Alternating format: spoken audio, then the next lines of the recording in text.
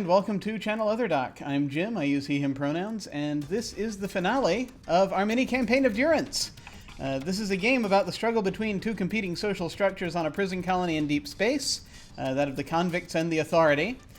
We are out on Delta Colony, on Pratt's Folly, and it is an ice planet that is very distant, that has a few natives that one either wrestles with or tries to communicate with, the latter being somewhat penguin-like, it seems.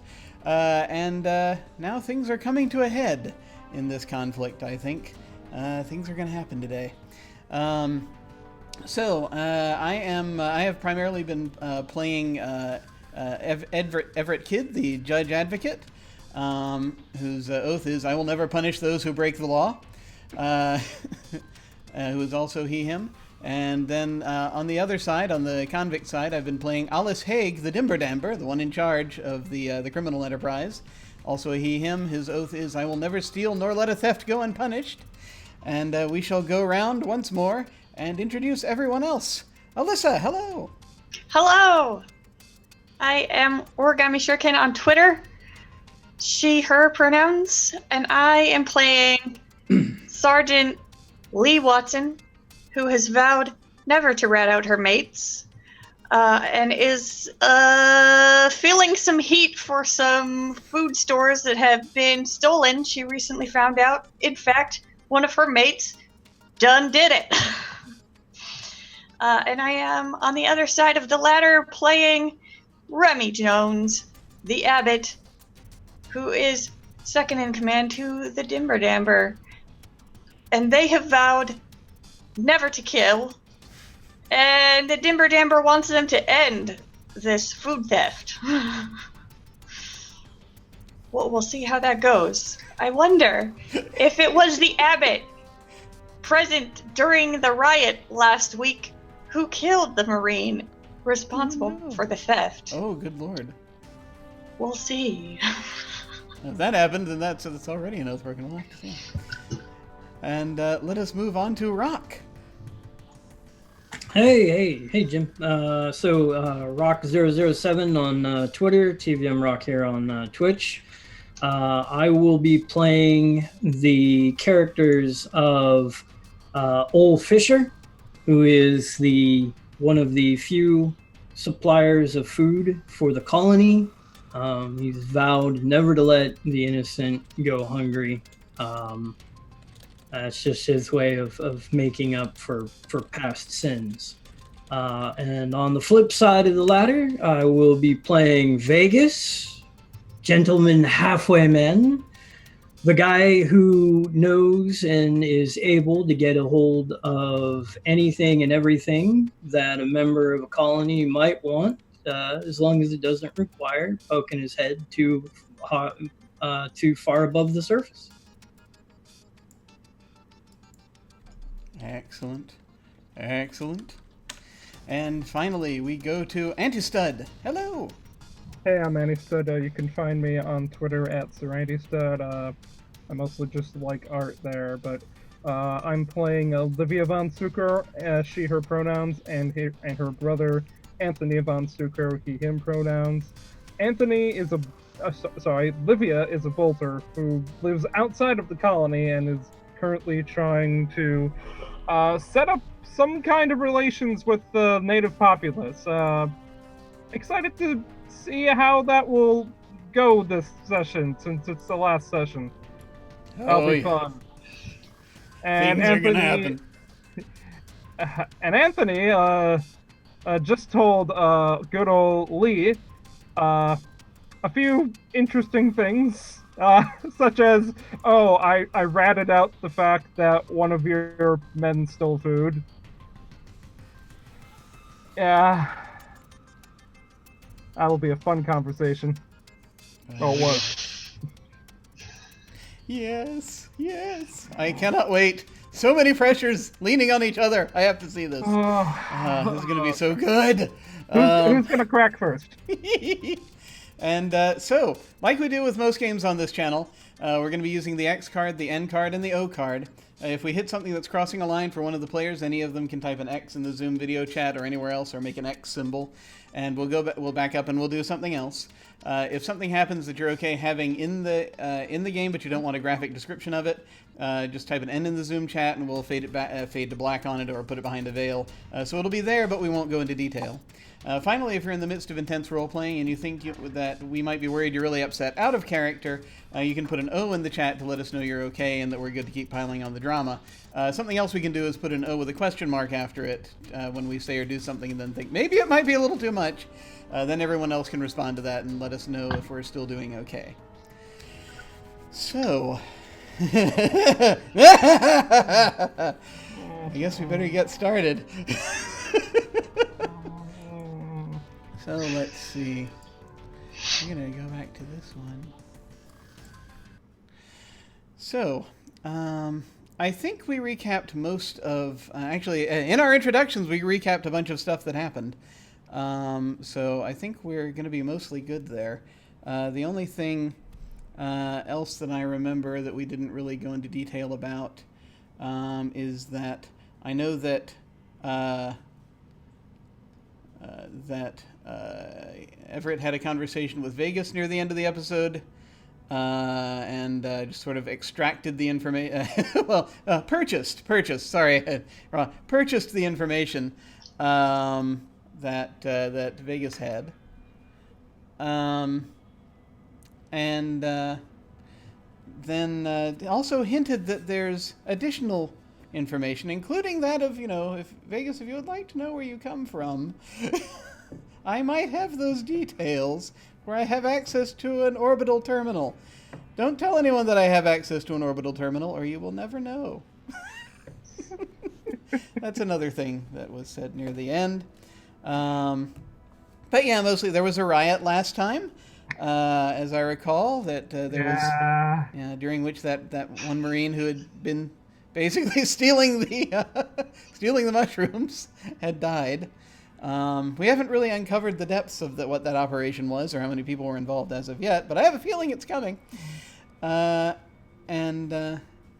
yeah, so that was one of the major points of contention. I think we also found out that Fisher is supplying Livia with, just Olivia came for extra food for reasons that she would not divulge, which I think we, the audience, know are probably for the natives. There's a deal, looks like, getting brokered, so I think it'll be very cool to see where things go. Now, I believe when we left off, Antistud still needed to go. I think it was your turn next to be guide and ask a question, so go on. It was. Yeah, it was. I should have watched it too, so I could come up with a question. Okay, so the last one was Lee and Anthony. Kind of want to do something with Remiel again, because it's been a hot minute.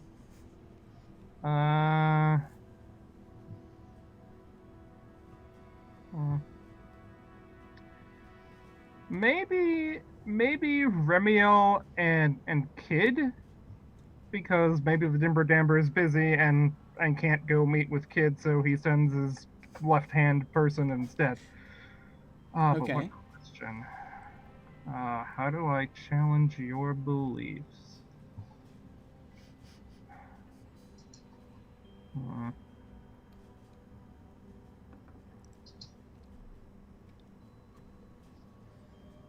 Well, the first thing that comes to mind is trying to make a situation where Remiel basically has to kill someone. But I'm not entirely sure who, because the person behind the mushroom business is already dead. Or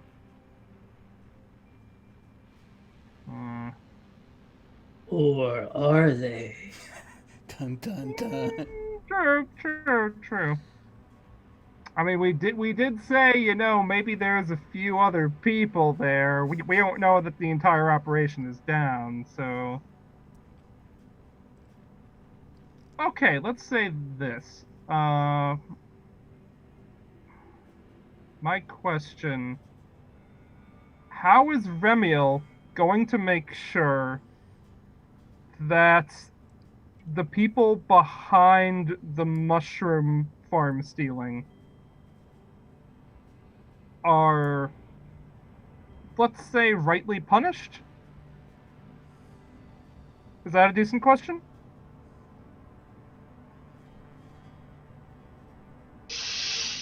Hmm.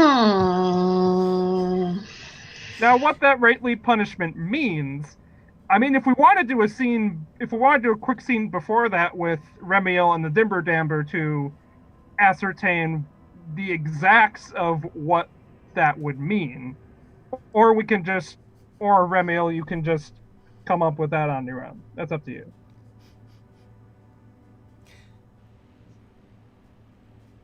See, I know what I know who the Dimber Damber thinks is stealing the mushrooms, and so Oh, yeah, I'd forgotten that. Oh, I know that if he sends Remiel to kill anybody, it's going to be Olivia.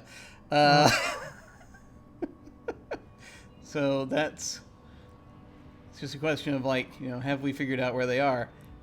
I have a plan in the back of my head for figuring out where they are, but that's who knows? Who knows when things will come around to that? I mean, if you want to do that instead, I'd be cool with that. Like, just maybe a solo scene with the Dimber Damber, maybe like a monologue of you talking to people or trying to figure out exactly how you're going to do this. Okay. Let's see. That's definitely a possibility. We can have a thing where it's like, do you want to have Remy there just so that there's like a thing, or sure, I'd be good with that. or just so that there's that they will receive instruction, I guess, if they wish. Yeah. Okay. Let me find the Dimber Damber again. Hang on. What's the question for this scene? Just how are they going to deal with it, or? I really want to try to push your oath a bit. You will never steal nor let a theft go unpunished. Okay. Yes. So, what if the Dimber Damber had to steal something, or otherwise unlawfully take it, in order to complete this plan that he has?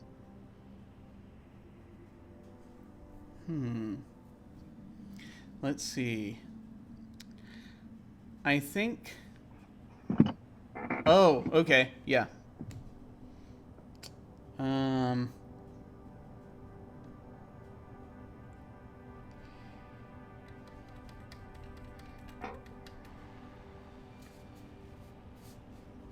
Yeah, alright.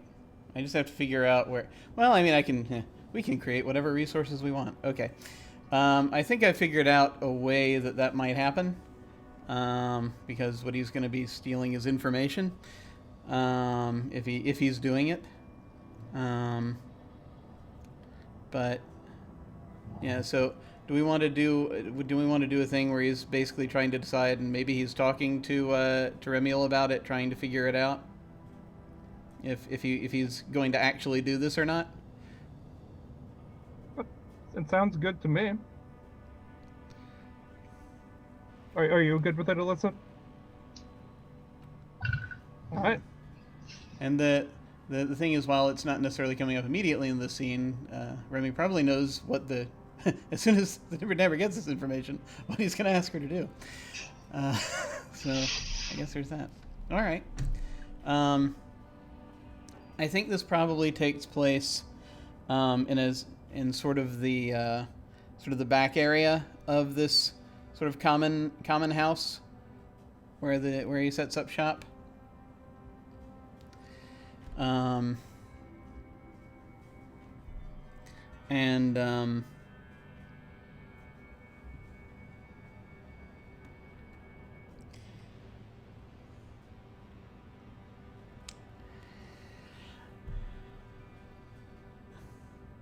I think he's like he's getting a what is he in the middle of doing? He's trying to just basically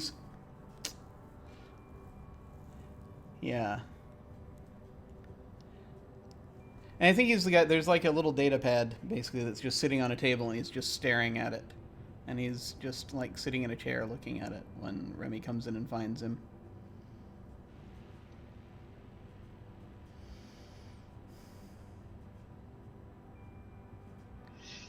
I'd offer you a penny for your thoughts, but I don't think we make those anymore. Yeah, wouldn't that be simpler? So, yeah.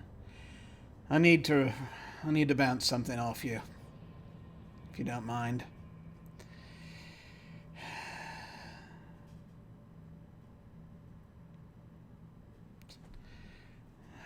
I got a conundrum.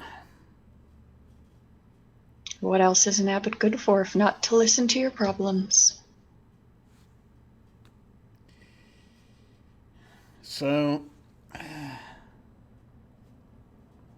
one of the fellas we got on the take has just informed me that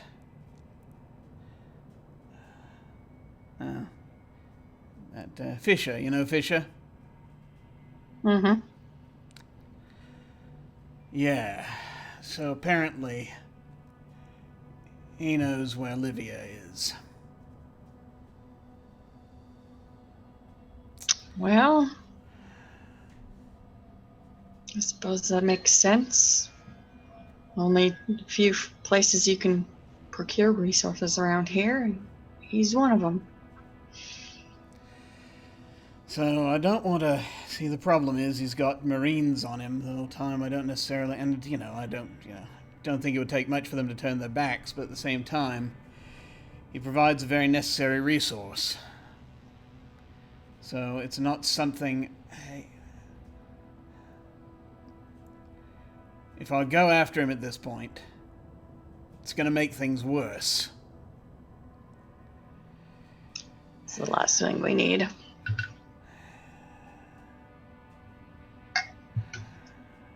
Well, it's occurred to me that there's another way, but we shouldn't. It's not something we even remotely need to consider.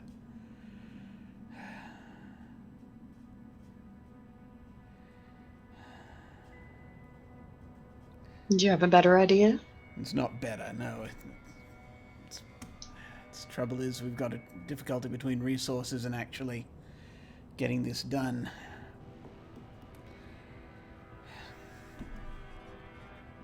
He's got probably in his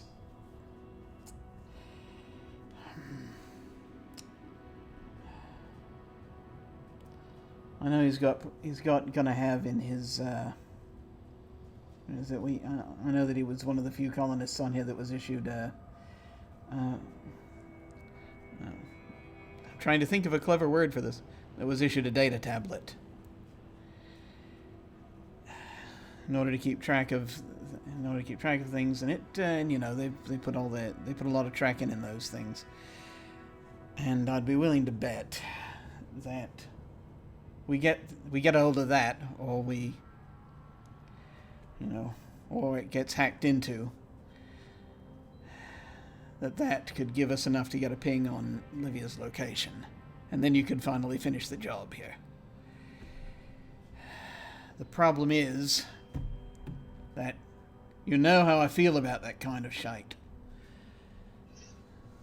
I know.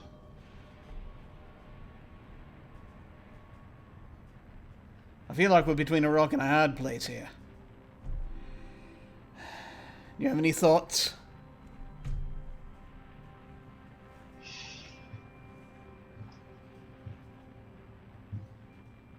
Well, our other option is try to buy the information, but we're running out of resources to bargain with.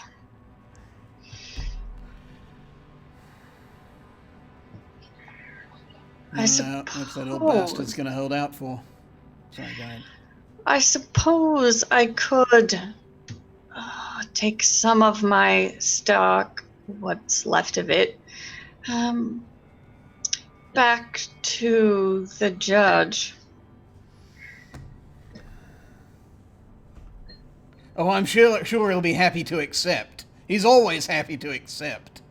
We can't do that. It's enough. I mean, the bastard keeps things, keeps the civvies under control for us, and that's fine. But, I mean, it's like a black hole after a while. You just keep... Give him an inch and he'll swallow everything. Him and the governor.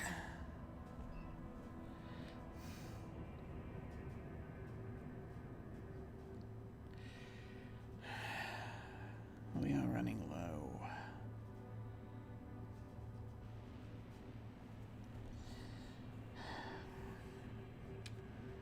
How much do you think he's going to demand?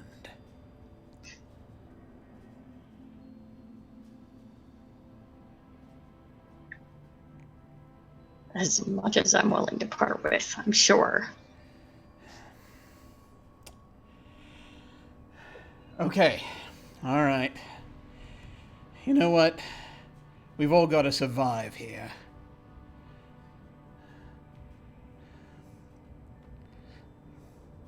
You will offer him only what's fair. Nothing more. And if he tries to get more, we'll undo him. Slit his throat if you have to. Make it clear. If he don't accept this, then it's a fair deal. It's either this, or he's out.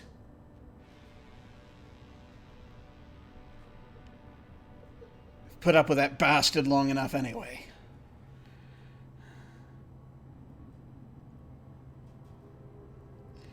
That'll hopefully keep us without having to get rid of everything we got.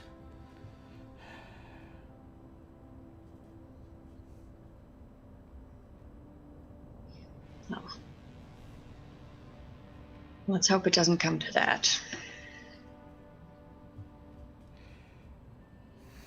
And he's going to stand up. He's just going to kind of look at you.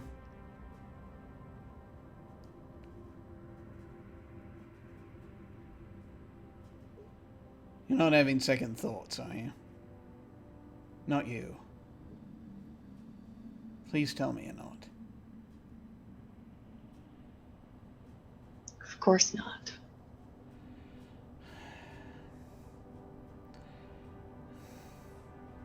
And I notice this place has been getting to you. I know. But you can't let it change you. We built too much here. You know that as well as I do. You get this done? I can count on you to get this done.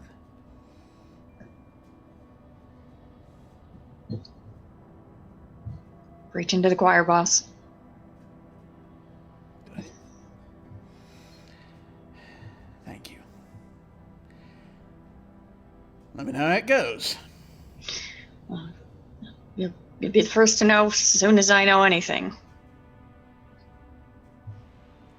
Good then.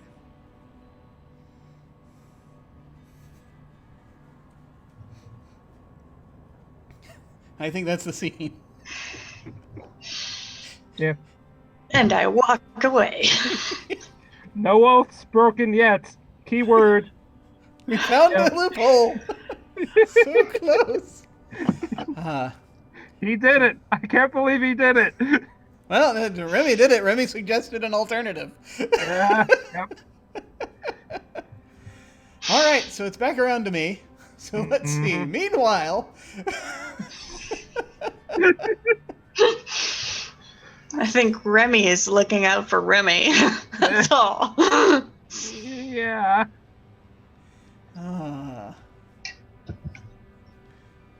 Let's see. So,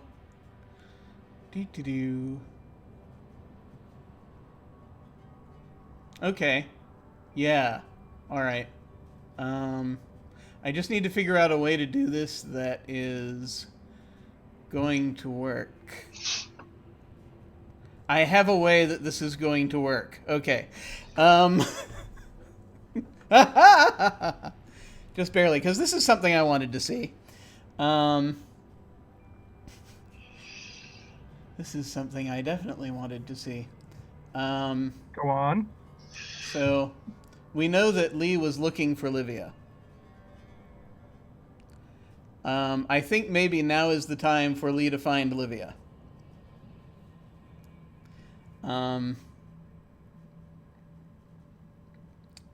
Now.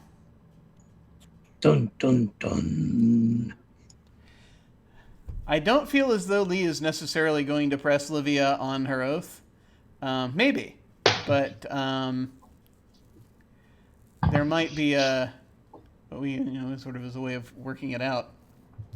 Lee might have found from some source or other that she does not wish to reveal because it would be ratting them out. Maybe someone who was able to figure out where Livia is. Actually, it could be Fisher, possibly if Lee has already gotten the information that.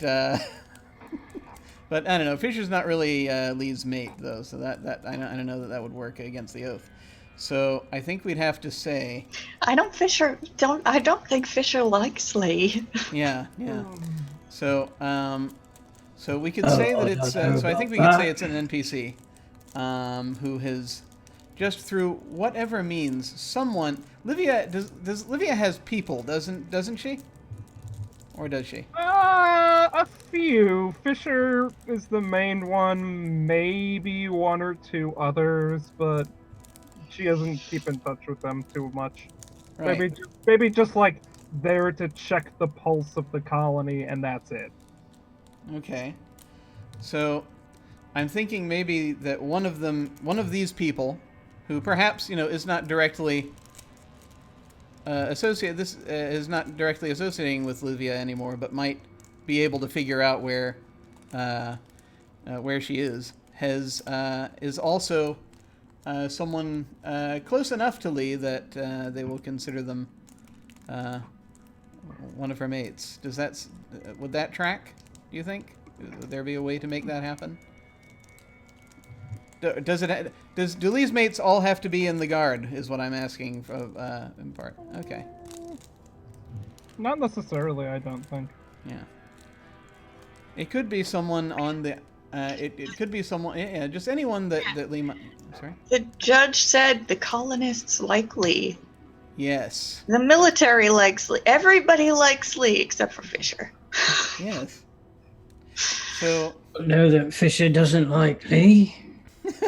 So let us name someone whose name Lee does not want to speak during this scene. Or actually, you can come up with it if you want on the way, if you so desire, or we can name someone. So that'll be the case there. And perhaps Lee will be offering some kind of. Depending on how things go, Lee might offer something that Livia might interpret as paying for protection, even though that might not necessarily be what Lee is angling for, but we'll see. Does that sound reasonable?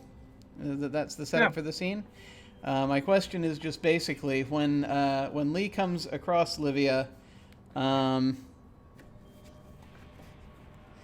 as the...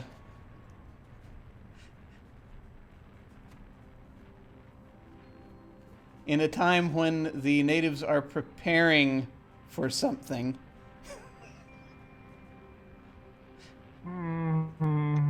What happens? And follow-up question: does Livia know what they're preparing for? I think Livia might have an idea what they're preparing for. It might not be completely clear. There is a ritual of some kind involved. And they are looking rather lately aggressive. Not specifically toward Livia, but there is aggression involved in these rituals. Okay. It's like Okay. they're all talking about something. You're not sure what, because there's a bit of a language barrier. But Yeah, just a little bit.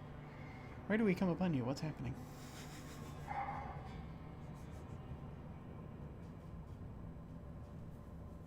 I feel like it would be one of the caves again. Because those, I mean, they're probably cold, but, at least they're protected from the elements. Echoes could help you hear what is coming. I feel like that would be the most likely place, because, I mean, there is always a chance of getting back to a corner, yeah, but, I mean, she's armed. Yeah. So probably a cave well outside the colony, like, probably not even on the outskirts. Like, yes, this would be like a good multi-hour trek just to get to the cave, and probably another half hour just to go getting far enough to find her.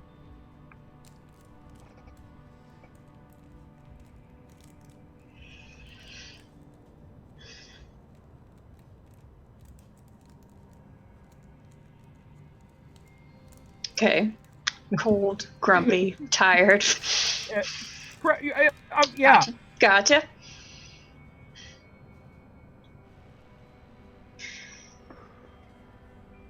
You're a hard woman to pin down.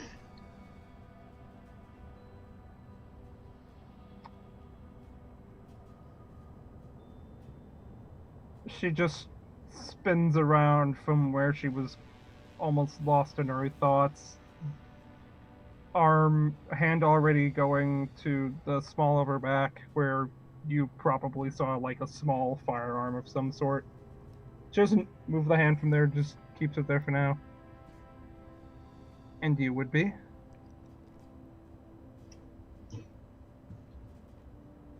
I'm a friend of your brother's. And she blinks a few times in surprise by that. Hand moving a little further away from the gun, but still staying there. And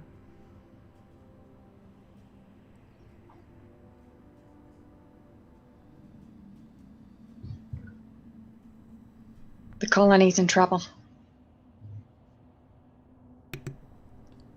that's why I left.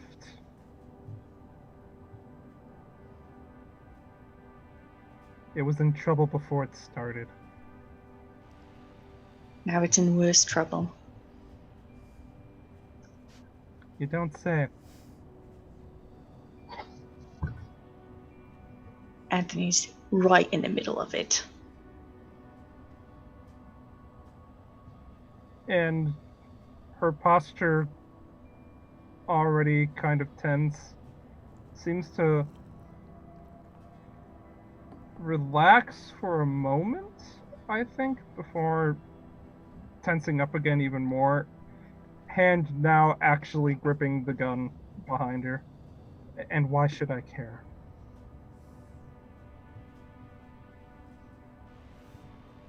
If you don't care, then do it. See if you're a quicker draw than I am.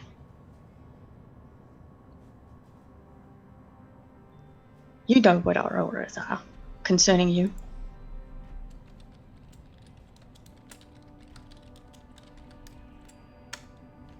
But that's not why you're here, otherwise your gun would have been drawn when you came in. So why are you here?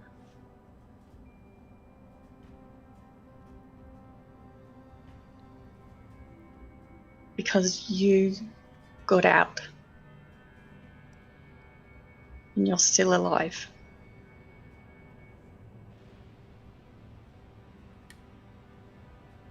And you want to learn how? Yes.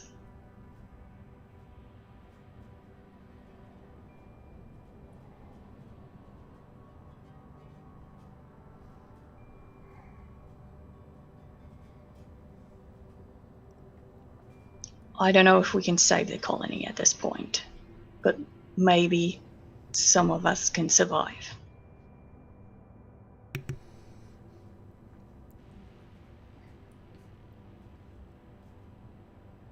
You had the walk here. You saw what it's like. Imagine that day in, day out. Do you honestly think you're ready for that? Do you honestly think any of your friends are ready for that? I'm a Marine. I'll do what it takes.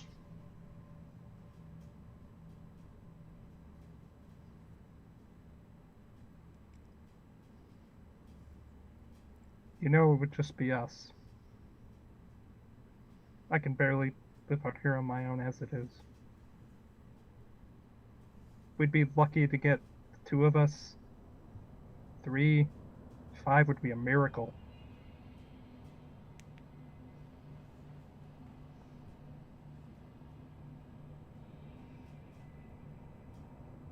And even then, her hand is finally away from her gun, probably hanging a little loosely at her waist. You know it's not going to be easy. You know you might die. Of course you know that. Probably going to die anyway.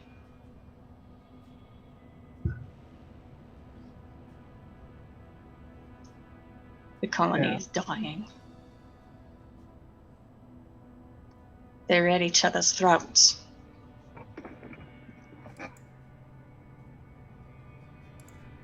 That bad. That bad, huh?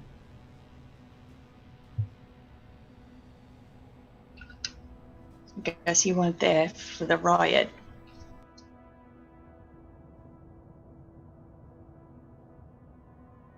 I heard some kind of commotion a few days ago. Just after you left. And don't try to tell me you don't care. I saw you. Checking in on your brother.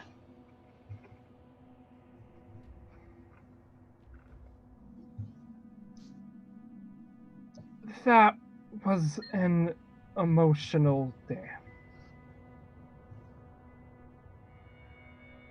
It's not gonna happen again.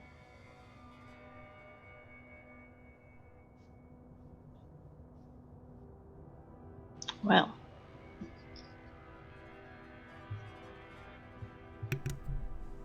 He's still looking out for you too.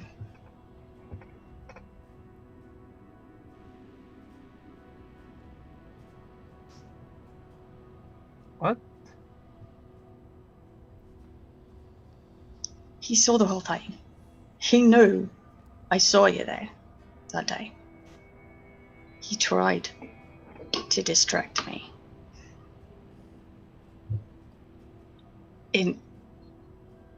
Everything just spiraled out of control.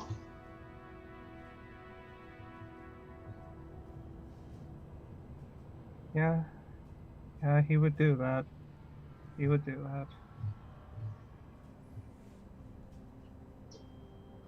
That's him.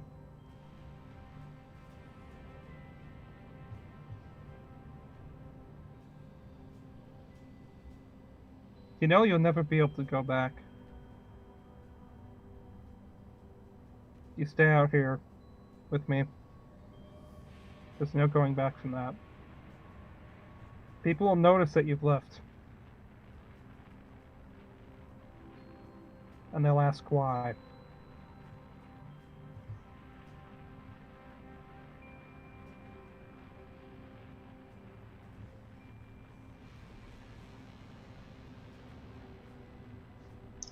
Guess I'll burn that bridge when I come to it. It's coming up quicker than you think. Yeah. Well.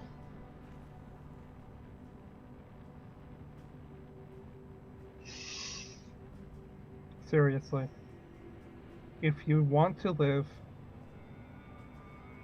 get the few people you trust the reliable ones, the ones with cool heads, the ones who know what they're doing, and get them out here. Turns out a lot of the people I trusted weren't who I thought they were. Welcome to the world, honey.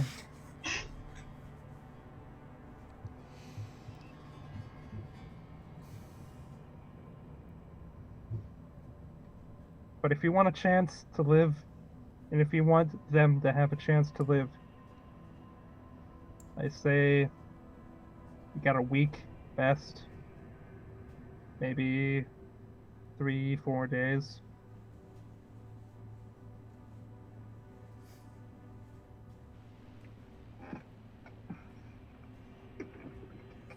I'll tell you right now, it's not going to be from the colony.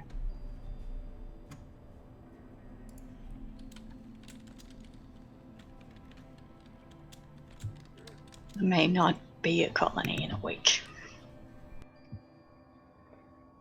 Definitely won't be a colony in a week.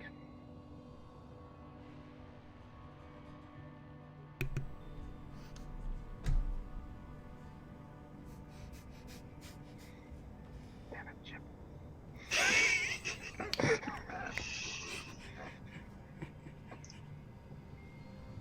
Well, that's not. Doctor, not a penguin translator. I'm sorry. Get back in character. Sorry. Ominous at all. Thought you were at the end. I'm sorry.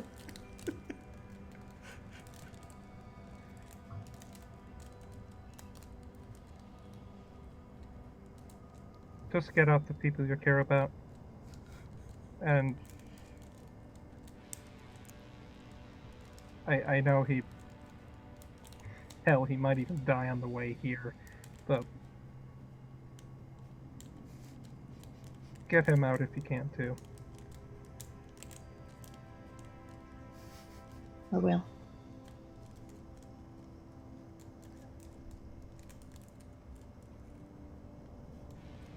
Alright. You better get on back. 5 hours is a long time to be... What do you call it? Missing in action? Yeah. Hopefully, we don't call it dead on arrival.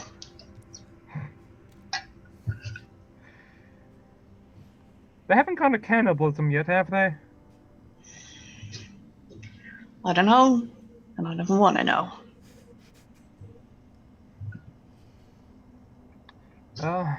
Hopefully not. That'd be a real shame. Alright. Get going. Well, And I'll get ready for people. If you can, tell the old guy on the pier. Fisher. Sure. We're gonna need him.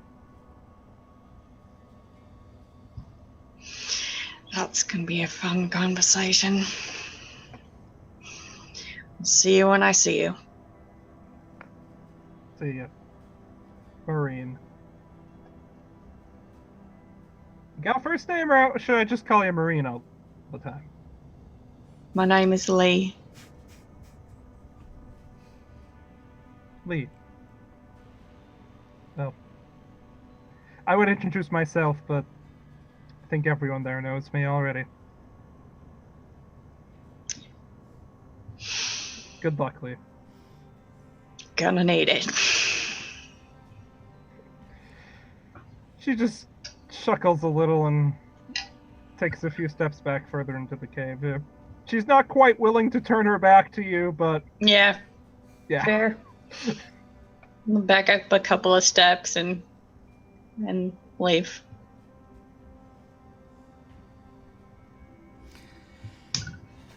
I think that's the scene. I'm glad to see all the pressure points being hit appropriately. That's excellent. And it's Alyssa's turn.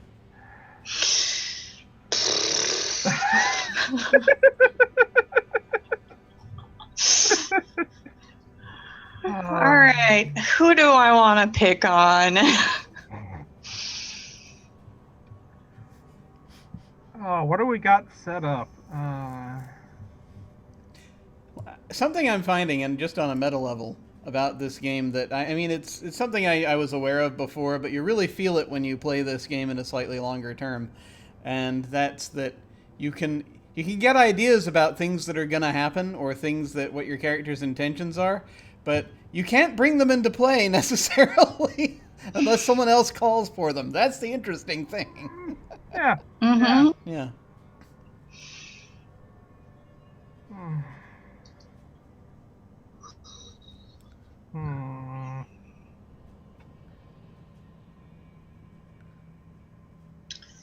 Hmm.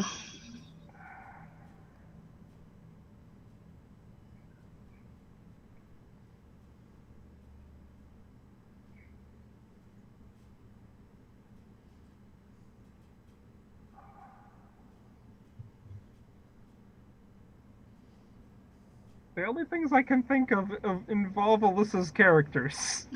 Somehow my characters have become very plot heavy. Yeah! It's fair. I mean, I like it. Uh, Is there anything you're wondering about one of the characters, and then we can maybe fork that into something else, if need be. Well, Anthony was gonna try to get a hold of his sister, but it looks like I beat him to the punch. Yeah. I'd forgotten about that. So maybe Anthony's going to try and not be able to, and something else is going to happen to Anthony on the way. What terrible thing would you like to have happen to Anthony on the way? I don't want anything to happen to Anthony. I'm trying to save his life. What terrible situation do you think is happening that is causing Anthony to have to choose between his safety and the people's freedom? Oh, boy. The Other Dog channel proudly presents Durance, the game of hurting your friends in order to hurt yourself. It's branding.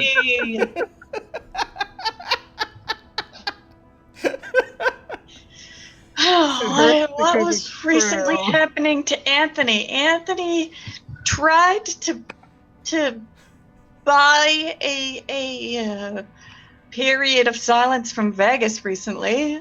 Yeah, and that really paid off. When, well, for Vegas.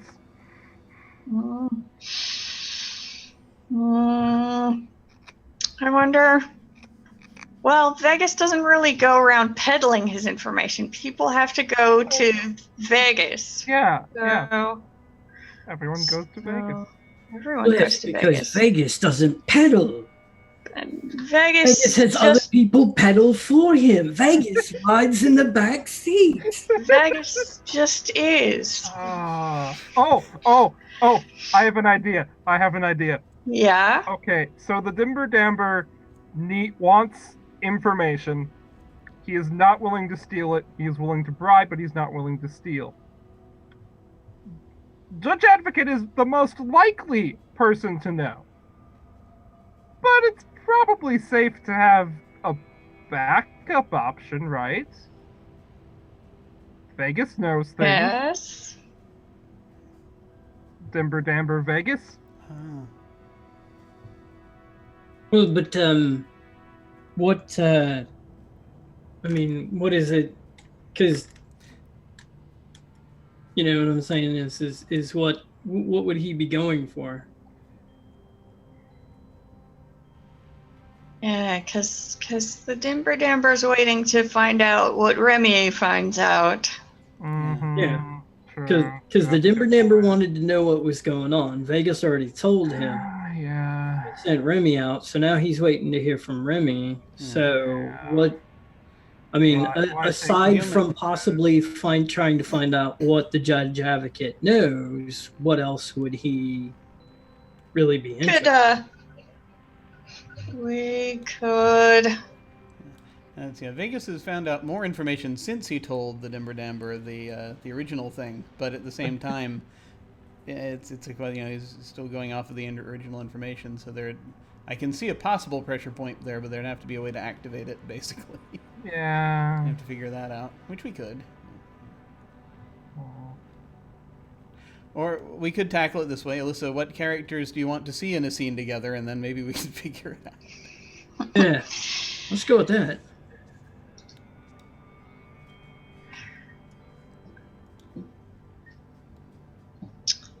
Well, I was going to I was going to ask how Fisher might react if Anthony came by, asking if Fisher has heard from Livia.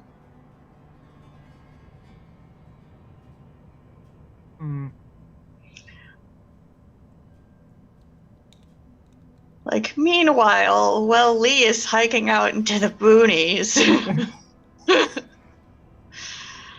Yeah, I'm trying to find out where my sister is. And, I mean, one of the primary food sources is probably a good person to ask, because everyone needs food. Did well didn't Lee? I'm trying to remember from the conversation at the end of last session. Did Lee reveal to Anthony about the fact that Fisher was helping Livia out? I don't think so, no. Don't think Lee knew about that. Oh, that's right. No, so Anthony wouldn't know that. He'd just be going because, again, like primary food source.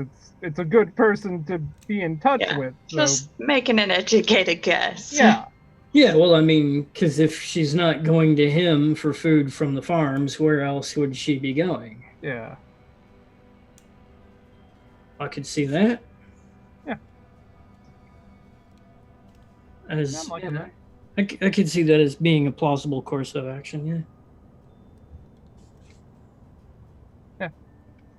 Then maybe Anthony can soften Fisher up a little bit for me before I have to have another conversation.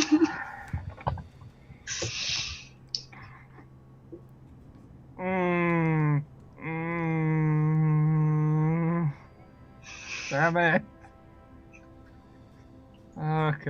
Okay, what's the question?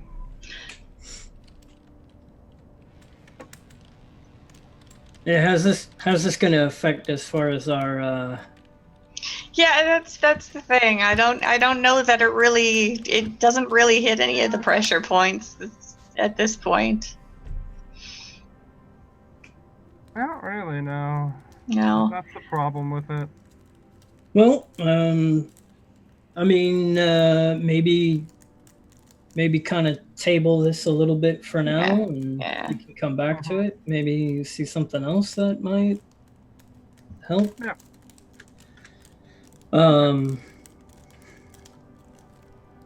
So let's see. Right now, Here's another question for maybe a scene with just one character.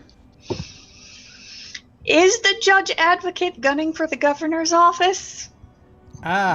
Ooh. That's a good question. I forgot about solo scenes, yeah. We could do that, yeah, sure. Yeah. Shall I soliloquize? Sure. Yeah. Maybe other people will come in, maybe not. Okay. Oh, hey, thanks for the raid. Greetings, Hawk. Greetings, Hawkeye, yay. Woo! Woo! More people! Yay. You get to watch us be sad! Yes, so much sadness in outer space. Let's see. So, yeah, I think that, so Kid, and the question is Kid gunning for the governor's spot? And I, Jim, know the answer to this question, so let me see how this gets revealed.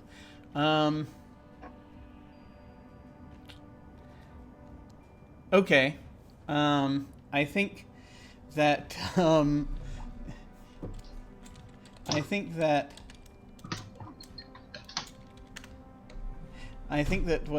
we're gonna see is that okay. Feel free to X card this if this is the wrong setting for this. But would you be okay with this being a scene where there's an NPC and Kid is talking to a prostitute that he has recently engaged with? I'm okay with it. All right. Yeah, no troubles. I mean, one of our drives is indulgence, so Yeah. it- Yeah, Yeah. and so it, that I it think honestly also. kind of fits. You can probably find that sort of entertainment at Abbott and Yeah. Portobello's. Yeah, I think that's. I Oh forgot that god, name. that reminded me of Portobello Risky. But so yeah, I think that maybe this is and Kid is talking to this Kid is talking to this guy. But it's very much a one-sided conversation for the most part. But if someone wants to play the prostitute, that's also fine. Just to interject things. And so this is probably somewhere in one of the Abbott's a pleasure house of somewhere that the Abbott runs. I don't know if it's out of the back of the bar or not, or if it's a different building. That's up to the Abbott to decide. I mean, But if the Abbott is basically in the Dimber Damber's pocket, I mean, why not just delivery service? if the I don't know. Why go out to a brothel when you could enjoy it in the comfort of your own bed? That's maybe fair. Okay. maybe the abbot has sent this individual with a diplomatic pouch and a message of parlay. Oh, okay. Hmm. All right. So it's a scene where he's looking at it and it's like, Okay. and so at this point, I think Kid is standing up. It's in his bedroom. It's actually there's a bed and stuff in it, like a bed and a mirror and like things. And he's standing in front of the mirror, buttoning his shirt up, and he's like, "Oh, you had a message for me, didn't you?" And he just sort of glances over. He reaches over and picks up this thing. Forgotten all the excitement. Oh, I see. Oh, huh.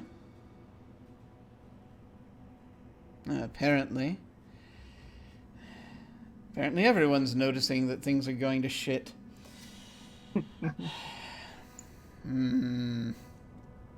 It's difficult, you know. It's hard to really...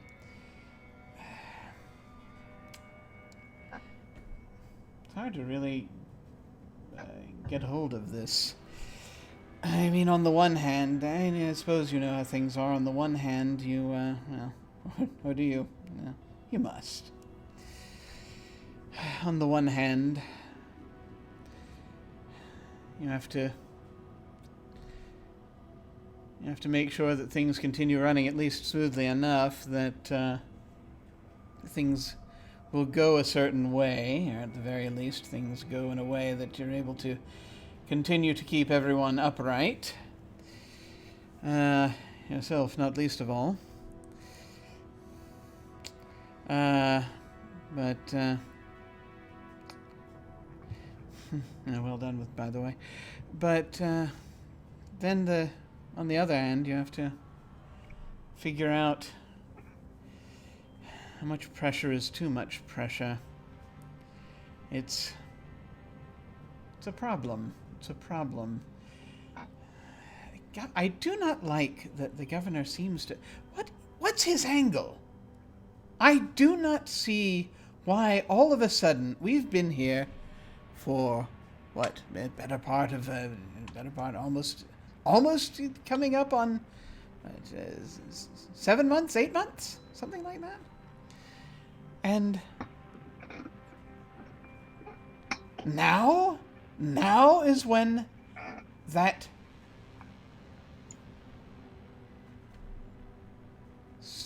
just demagogue who floats in his own dreamland has decided now is the time, apparently, to sit up and take notice there's a colony around him.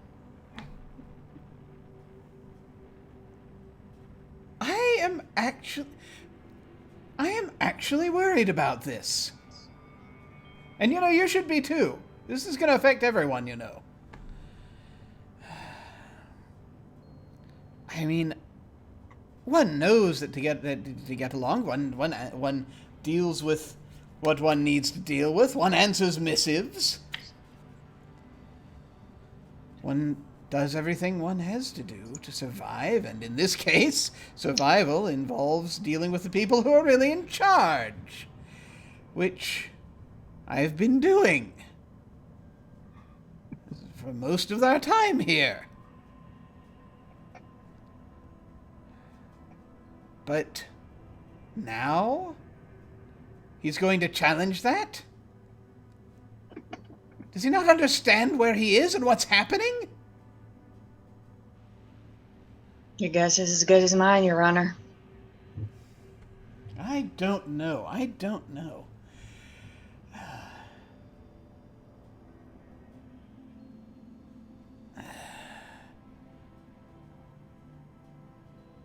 Thing is, that's the one person you can't just take out, right? That's the one person. If there's anyone on this colony you don't want to put away, it's the figurehead. Last thing we need is this Earth getting concerned about this place. Then we're really in trouble.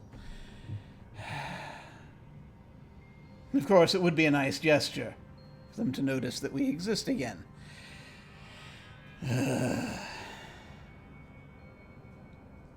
I don't know. But who else is going to do it? I certainly can't. You know, things happen when you're all the way out on a dangerous planet. Yes, they certainly do. Yes, they certainly do. I don't know how to...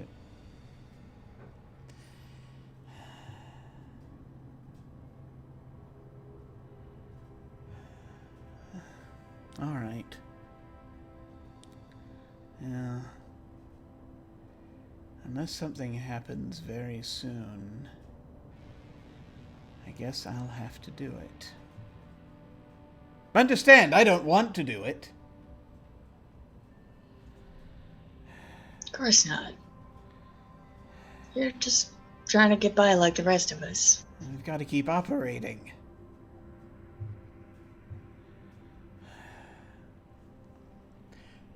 I've never slit anyone's throat before. It's only kinky the first time.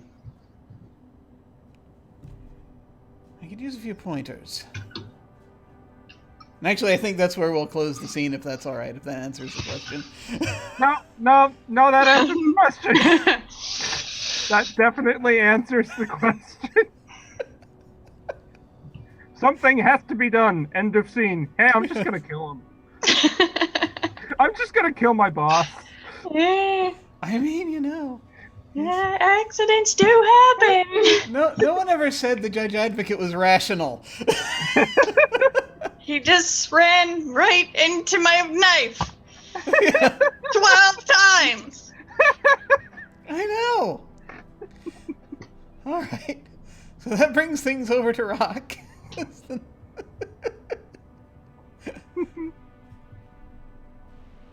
Well then. Alrighty. Be kind of interesting. Alright, well, let's see here.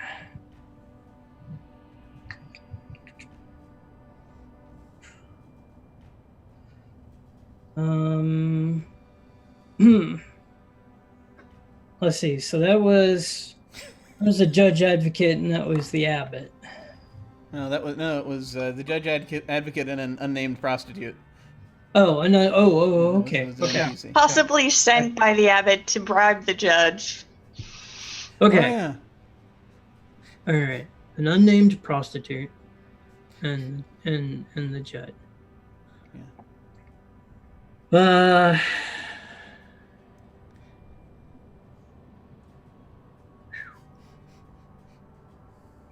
Man. I will say, if you need an idea, I can float one by you, but it's Go ahead and float, because I'm thinking. Okay, so we have a couple of the. But the reason these are things involving characters that, and again, also probably involving the judge advocate if we want to do that. But basically, I had thought that the judge advocate is going to have Lee, and he'd probably want Lee specifically to do it, to go and arrest Anthony and bring him in for questioning. And so there are a number of scenes that could come out of that if we so desired, but that's just sort of a thought. If you want a scene where he's questioning him, or if you want a scene where the arrest is happening, or if you want a scene where the order is being given for the arrest, or various other things. Yeah, but I'm trying to think on how that would push. How that would push, because I mean, Lee arresting Anthony. Would it count as ratting out a mate? Well, see, that's part of what I'm looking at is okay. if Lee goes to arrest Anthony. Now, Anthony, well, they've already had a scene between Lee and Anthony.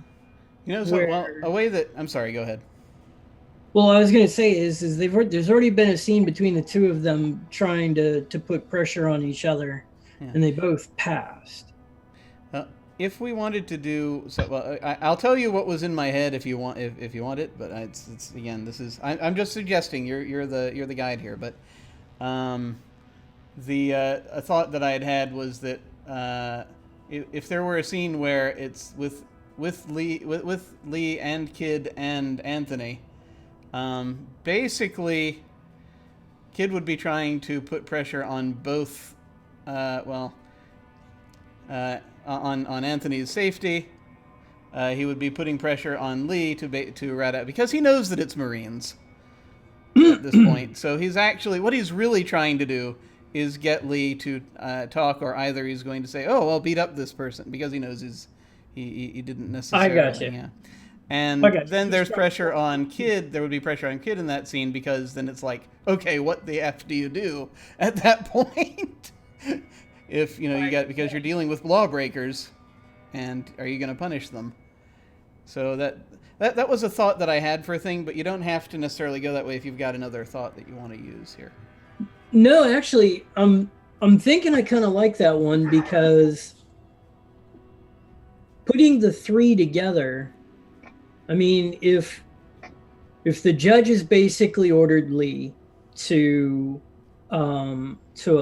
arrest and then bring him in, and if we pick up at the interrogation scene, and if the judge is like seriously pushing on Anthony to get him to admit, because if he's basically telling Lee that if we don't get a confession within X amount of time, kill him, that puts pressure on Anthony as far as his own safety. It also puts, because it could be the judges attempting to force Lee's hand. He's trying to force Lee into admitting. Yeah.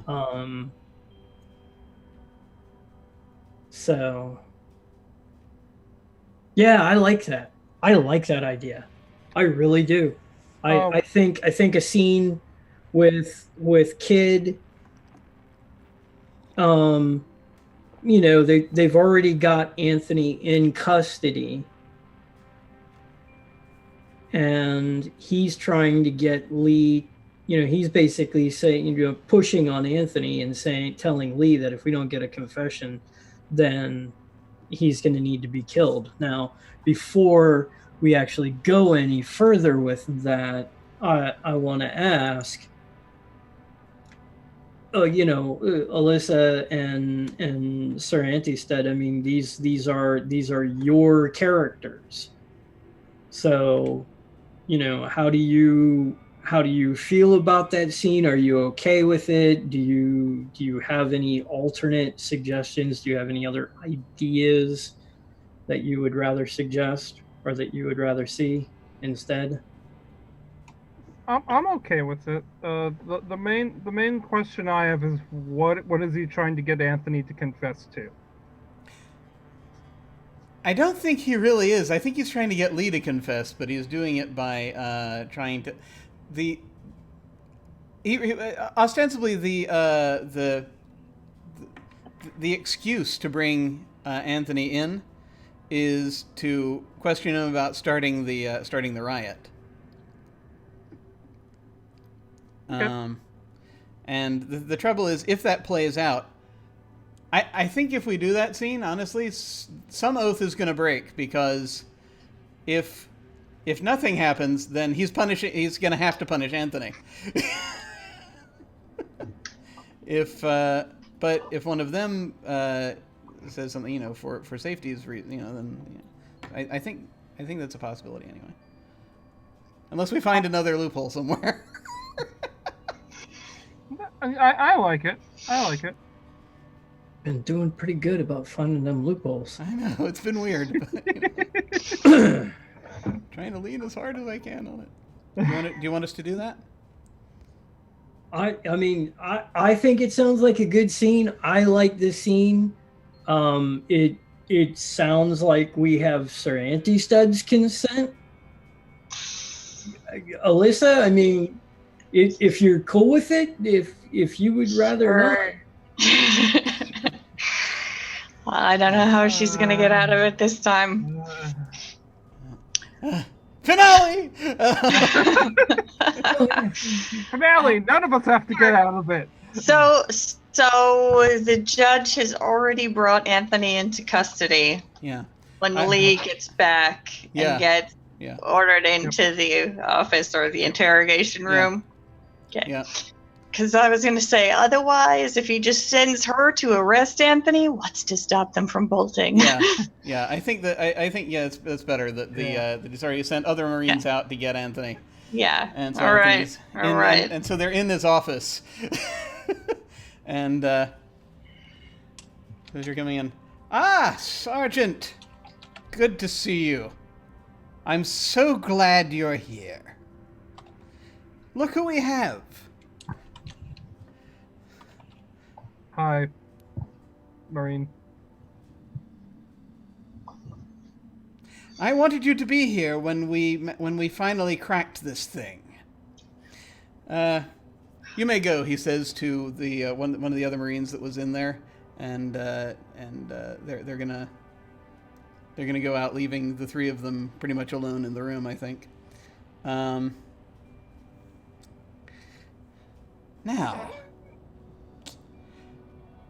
we need to have a little talk here and really delve into this. This is the culprit who started the riot.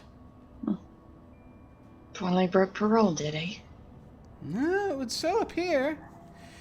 But I think there's something rather deeper going on here. See, I think that perhaps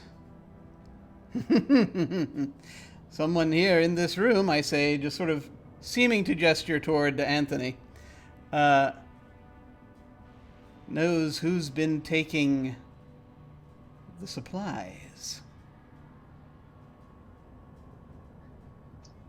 Is that right? Oh, yes. Quite. So, I thought to myself, and you can see that they haven't really, that they've roughed him up a little, but they haven't really taken the beating yet. So they're like, so I thought I would get our top Marine in to perform the interrogation. Fair. Indeed. So, I want you to do whatever is necessary, right here and now, to extract that information.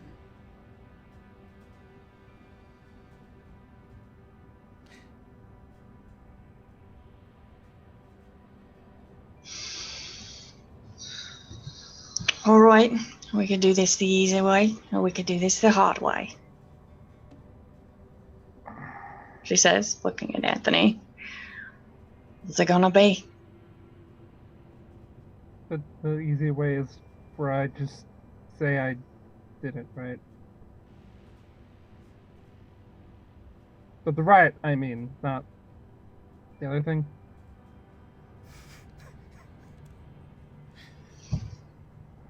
Tell us what you know.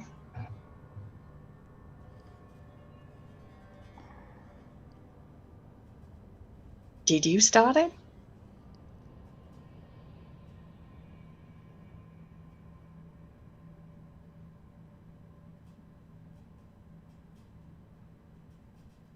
Yeah.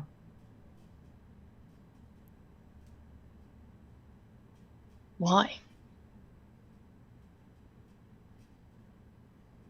Why would you risk your freedom?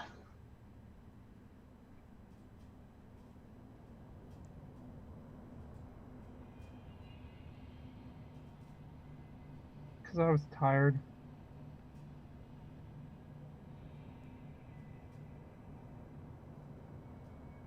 Of this, of beatings, of the looks. I got mad.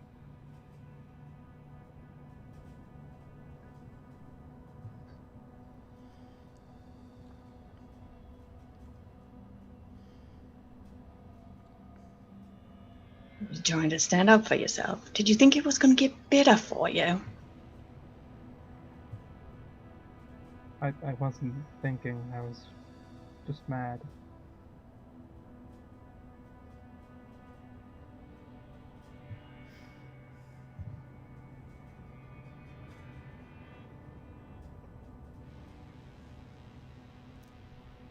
Now our Marine is dead.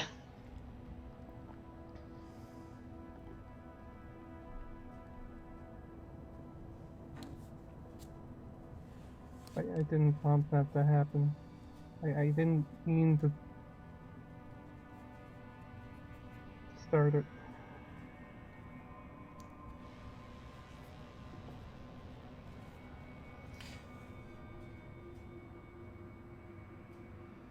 Oh, well, that's very nice and all, but I think there's a bit of deeper information to get here.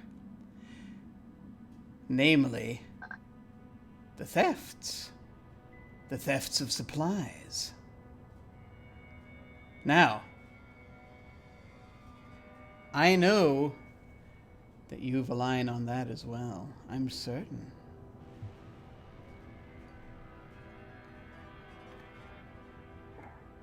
I don't suppose you'd care to volunteer any information.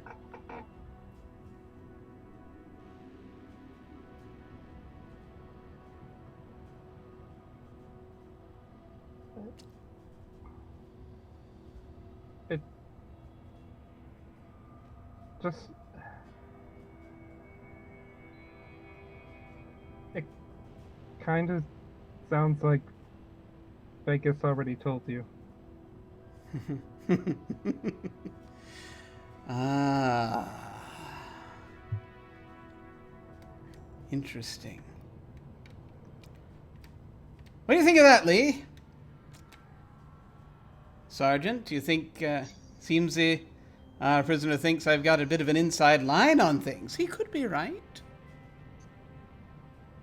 You've been conducting your own investigation on this, Sergeant. You don't have anything to volunteer additionally, do you?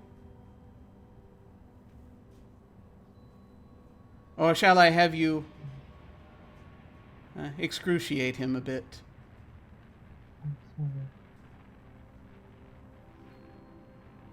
I'm sorry. There's no need for that, is there, sir? Oh, the example must be made, mustn't it? I'm sorry. Especially in a place like this. I'm sorry. I'm sorry.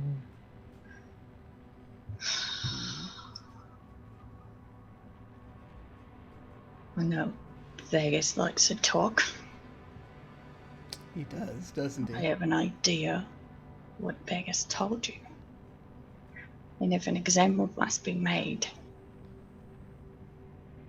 then I take full responsibility.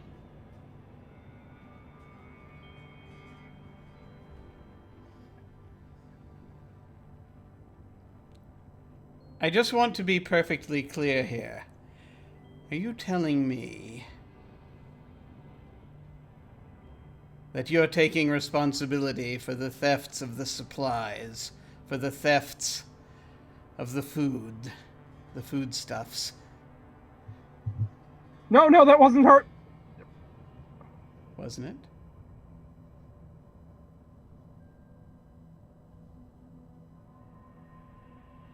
Someone's going to tell me who it was.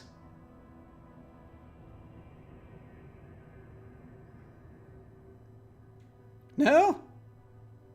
All right, then. Someone's already told you who it was.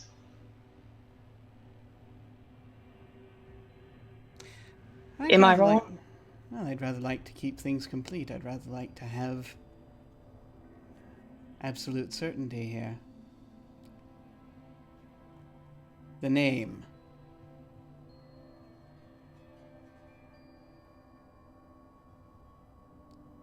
Sergeant. Is that in order?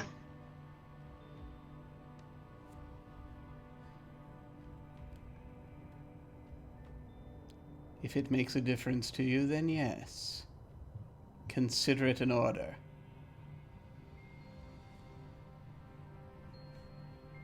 Corporal Reyes. It was Corporal Reyes. I heard some of his guys talking about it. Corporal Reyes, who is conveniently deceased.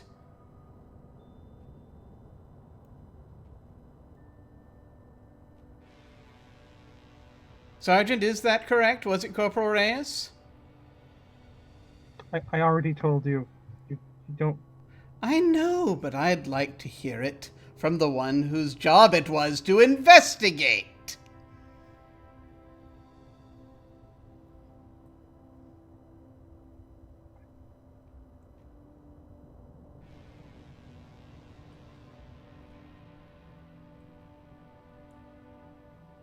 No?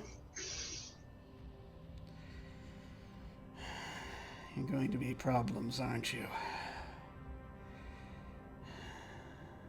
You have no idea where you're pushing me to. You have no idea what you're going to make me do.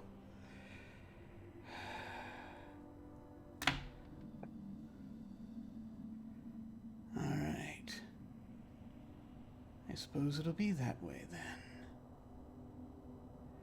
And he leans forward and he presses a button on his desk. And, Marines come in.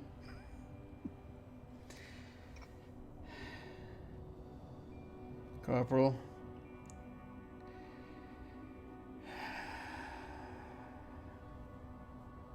This one is confessed. Put him away, would you, and relieve Sergeant Watson of further duties. Confine her to quarters. As it seems she was complicit in the act.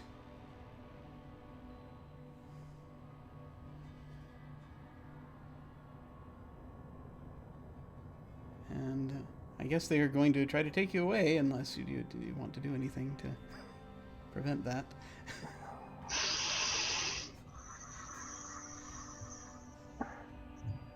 Anthony doesn't... He's played all of his cards, the few that he had. He's done. I feel like if Lee starts shooting, Anthony's gonna probably get caught in the crossfire. Mm-hmm. And she already pretty much offered herself up on the chopping block, so... Yeah. All right. Well, then I guess that's the scene. They take you away, and I have broken my oath.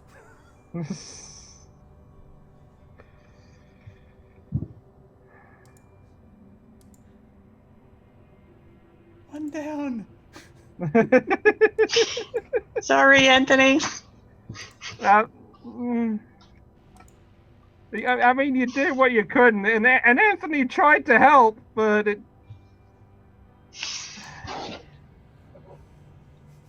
I was really wondering. I was sure one of you guys were gonna end up breaking your oath. I didn't think it was gonna be Jim. You didn't think he'd have to punish someone. Yeah, no, that was very cool. It's sort of that was very cool. We almost found that little loophole there. It's like, no, Anthony tells it, but no, I think that Kid is actually kind of desperate enough at this point that he'll do it, because it's like crap's getting spiraling out of control. You're gonna punish someone anyway. Yeah. Punish me. Yeah. So there is a mechanic here. If someone breaks an oath, oaths and the breaking of oaths are the heart of Durance. If your character breaks an oath, their personal story is nearing its conclusion. When an oath is broken, the player of the oath-breaking notable must immediately choose one of the following options. A notable changes position on the ladder. A planetary survey or colonial record assessment changes for better or worse. The unique drive of the game changes. Once the choice is made, the Oathbreaker is no longer a notable as guide. Don't ask any more questions about these characters. Players can still play Oathbreakers, but they should fade into the background of the story, part of the cast of minor characters. So, let's see. Which thing do I want to choose? I don't know that this will necessarily cause anything to go crazy with the planet. But you never know. Let's say we wanted to advance that much. Let me see. Well, I have a feeling I've just moved Lee on the ladder. Probably. Possibly Anthony too. Yeah. I mean, it's a thing. Yeah, that's fair. Yeah, Anthony just got moved. I think actually the more significant move there is Anthony, who I think we're moving back into the convict box. Oh, definitely. Yeah. So, oh dang, hang on, let me undo that. Yeah, okay, let me pick up the right thing. Yeah.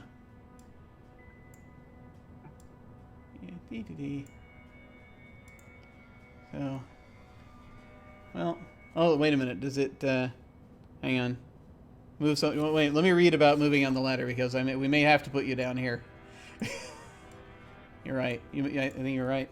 More than one character no, more than one character can occupy a position on the ladder. Okay. So yeah, I think we're going to put you in the, in with the convicts. Yep. Back down with the wreckers. Yep. All right. Oh well, okay. You see, would Anthony be a wrecker? I feel like he would be. All right. I mean, he's definitely caused trouble. If he's going to be on the outs, then also, yeah. Okay. Yeah. All right. You're down there then.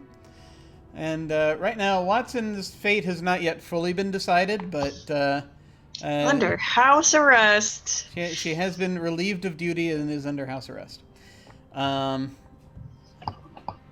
Because that was all he could bring himself to. Because actually, I think that he knew that she wasn't responsible necessarily for it directly.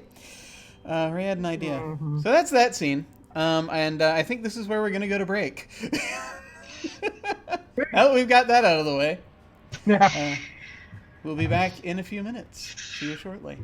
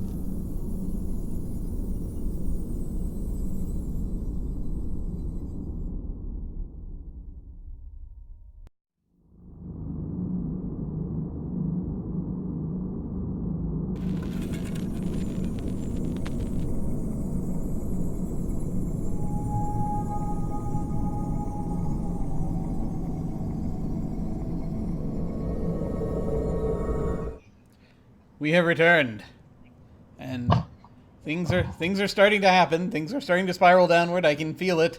Let's see what happens next. Antistud, what do you want to have happen?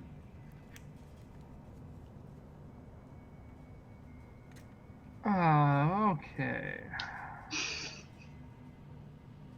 Okay, Rock hasn't gone yet, so Vegas or Fisher?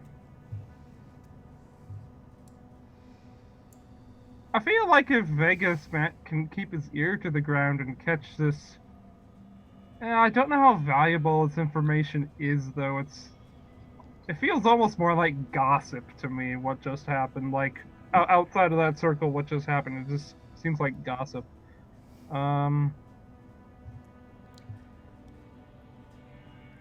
No, Lee's on house arrest, so she's out of the question. At least for a little bit.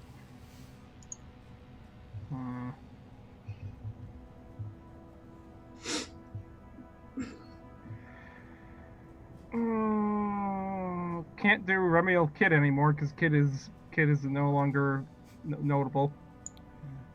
Right. What about just a solo scene with Remiel? Not that I really want to keep applying pressure to you, Alyssa. I just do what you gotta do. Don't listen to him. He likes seeing you under pressure.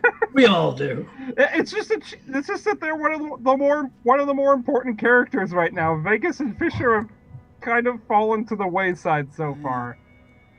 Oh yeah, there's that question of. Oh yeah, that's right. Because he sent the Dimber Damber sent Remy to kill Everett. I absconded myself before that would happen. Yeah.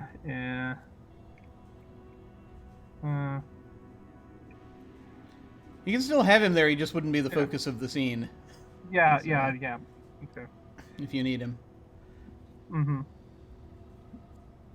I think I would like to do that because that just seems like the most compelling thing at this moment in time. So, how do I push you though?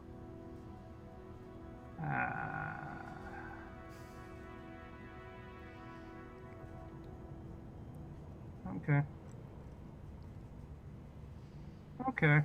Remiel.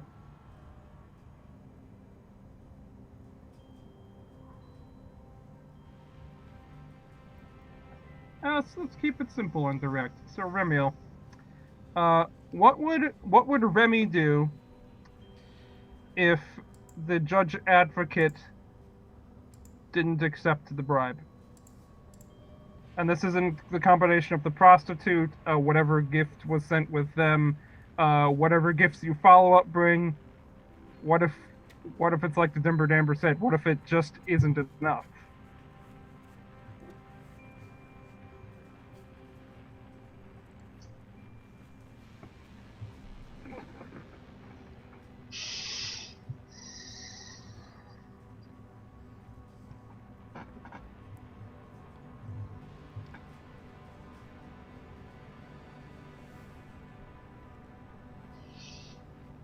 Oh, sorry, you're okay with doing it, right? Yeah. Okay, yeah. Sorry, I'm thinking. Oh, good.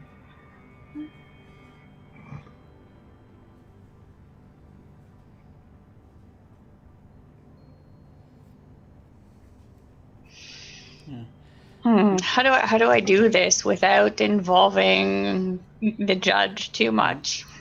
He can be there. It could be a thing where it's like he's already basically said, and because the judge at this point is like, you know, in getting, you know, very what's the word I was looking for? It's gone. He's in meltdown right now, basically. So because he had to do his job, so he's basically rebuffed doing, you know, bring down the freaking moon.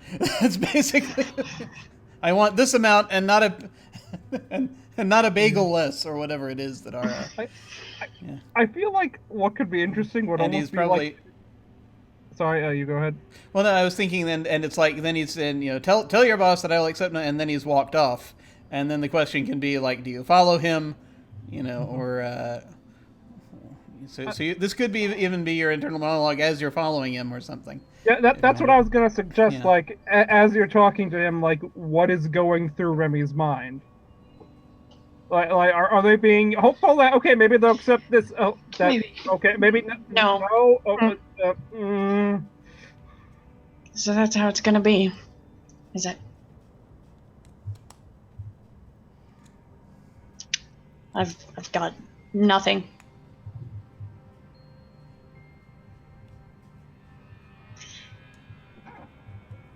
I would pay what he's asking if I could. Can't. I've got nothing.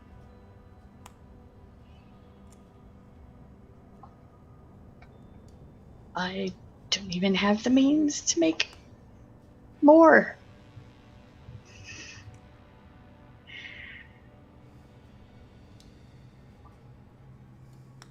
I've given this colony everything. And the judge is just going to keep squeezing us until there's nothing left.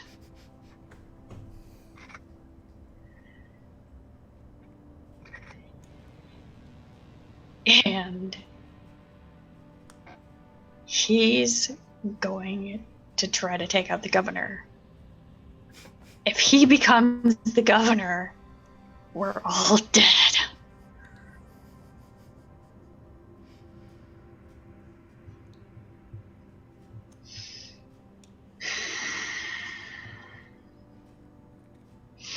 It's one less mouth to feed.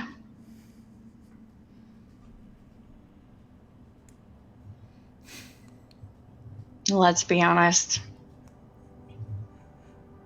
It wouldn't be the first time. It's what got me here in the first place.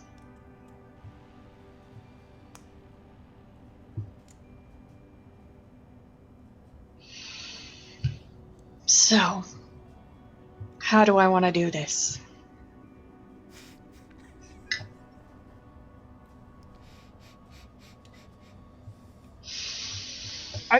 I feel like right there is a good place to stop the scene because we see that you're committed to it. It's gonna happen. We can go. We can do the actual thing if you want, but I feel like this is as good a stopping point as any because you're committed. Your oath is broken. Pretty much. Okay. I always think it would be funny is like as he's walking away, but before he gets inside of anyone, if they like run forward and slit his throat, and he's just like, oh, so that's how you do it. Oh. I mean, it's simple. But that's just a recommendation. It could happen. We already know that Remy conceals other things inside this waistcoat. Well, that's that oath broken then. Yep. Cool. Okay, so what was it that happens? A notable moves. Oh yes, right. Let me go back to this. So an oath is broken. So here are the three choices. A notable. The player of the oath-breaking notable must immediately choose one of these options. Okay. So Alyssa chooses between a notable, not necessarily the Oathbreaker, changes position on the ladder. That's one. Two is a planetary survey or colonial record assessment changes for better or worse, which means something changes at the colony or something overall or something changes with the planet. And it doesn't necessarily have to be directly related to what just happened. It can be, as it turns out, this is now going on. We had a planet suddenly become unbreathable when two characters made love, which was very strange, but there it was. It happened in the first. And then the third option is the unique drive for the game changes, so it's no longer indulgence and becomes one of the other, becomes a different drive. So Alyssa, which one of those three do you want to do? I think maybe changing the unique drive because we're getting short. We're running short on indulgences here. The abbots run dry. The abbey has run dry. Ooh, what do you want to change it to? Let's see what my options are. Control, status, safety, harmony, or freedom. If you want to pick one of those, I don't know that it. Let me just double check to make sure that I don't think it'll say. Yeah, I assume it's one of those others. It doesn't give further instructions on that. Okay. I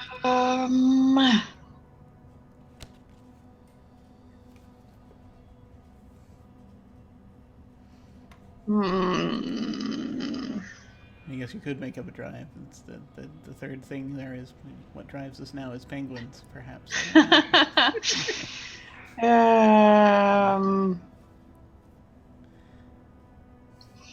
I'm thinking it's either between freedom or control.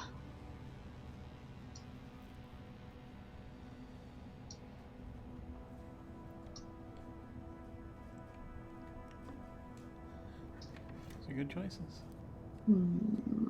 Any thoughts from the rest of the group? I kind of like both. I think of the two, I think I might lean a little more toward freedom, just because of what's what's happening feels a little more chaotic than you know. Yeah. The regime is coming in. So yeah. We've tried to maintain our grip, but we've kind of lost control on both sides of the ladder. So let's go with freedom. Alrighty. Freedom. Okay. There we go. And that moves us. Whose turn was that? I think that was Andy's turn. Okay, oh, it's back to me. Yes. Okay. Yeah. All right, let's see what we want to do now. Our options are slowly thinning. Excellent. Good. All right.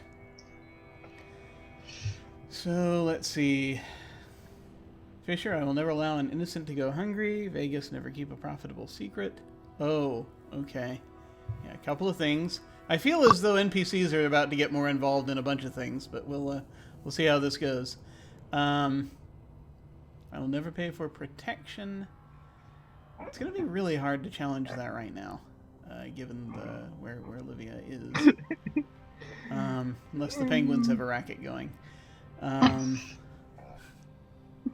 That's what the meeting was about. That's what the ritual was about. It's the shakedown. Vegas, never keep a profitable secret. I mean, the only secret that I'm aware of that Vegas has right now that has yet to be gotten rid of involves... Oh. Alright. Okay. I'm gonna have to put him with an NPC to make this work. So I've got ideas for things involving NPCs at this point, unfortunately, because it's like everyone's kind of in specific hidey holes. Yeah. Or, wait a minute.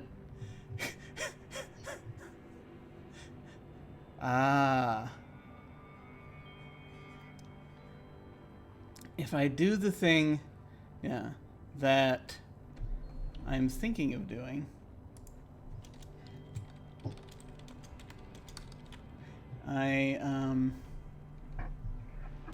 let's see, I can use that to put pressure on,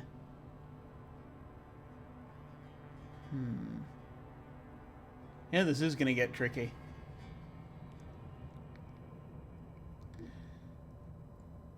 All right.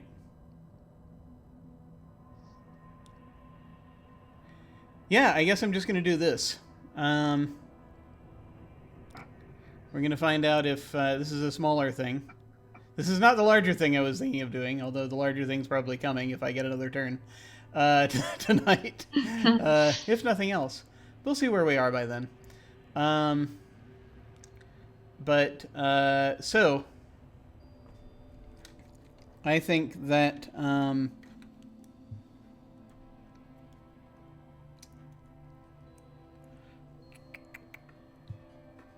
I need someone who, Oh,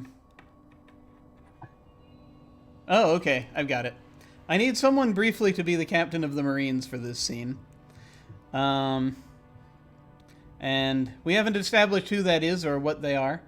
But this is just, this is as an NPC. I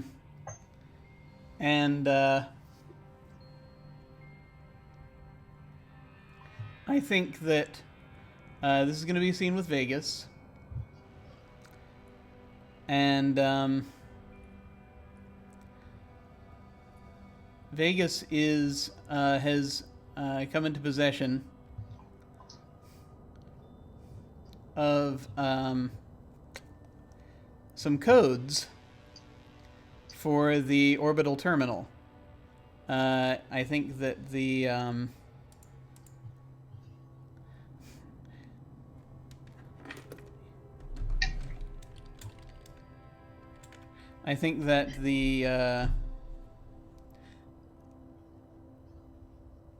the judge advocate actually had set something up. Actually did have information and had set it up so that Vegas would get that information about their origins. And so that's going to come to them, not the information directly, but just the codes for the access of the terminal. And I think that the captain of the Marines also knows that that's getting, has probably found out that that's getting delivered and wants to basically, and thinks that in order to maintain order of some kind, that needs to be kept controlled. Either that, or if they don't have that, then they're going to have to start looking to the governor for leadership, and no one wants that. Yeah. So I think that's kind of where I want to angle this, if that kind of makes sense. And the question is just basically, does Vegas give up the codes, knowing that would basically the thing with the codes, knowing that that's going to prevent him from ever being able to learn about where they're from. So if Vegas gives up the codes, he won't be able to find out where he's from. Yeah. But they're coming to. Sorry, go ahead. But if it's who is it that's coming to him? Is the new captain of the Marines? I think. Well, we never established who the captain of the Marines was. Mm-hmm. Right, but you're saying that's who the it's supposed to be, though, that's coming to Vegas, right? I think it could be. Yeah, I mean, unless someone's got an idea for someone else, it could be. That would I like it. work out better. I mean, we could be someone on the other side. It could be Captain Sharp, if we wanted to do it that way. Yeah, because, I was thinking that, if we're going to be talking about the codes to the orbital, to the terminal that's up in the orbit, I would think that would be something that either the Abbot or the Nibber Damber would be interested in having if they don't already. Yeah. So I searched the body and I didn't find them. yeah. So there's so I think we can flip it. We can flip that over to Captain Sharp. As an NPC that we haven't seen yet. We saw briefly, but we didn't describe them in the scene walking out. And so who wants to play that character?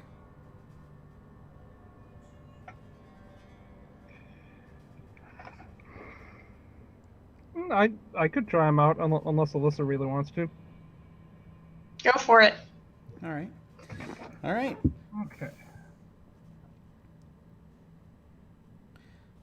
Okay. So most people approach Vegas pretty cordially, quietly. I imagine our Captain Sharp just busting in the door, possibly hard enough to at the least dent it, if not like knock it off a hinge. Look around for Vegas.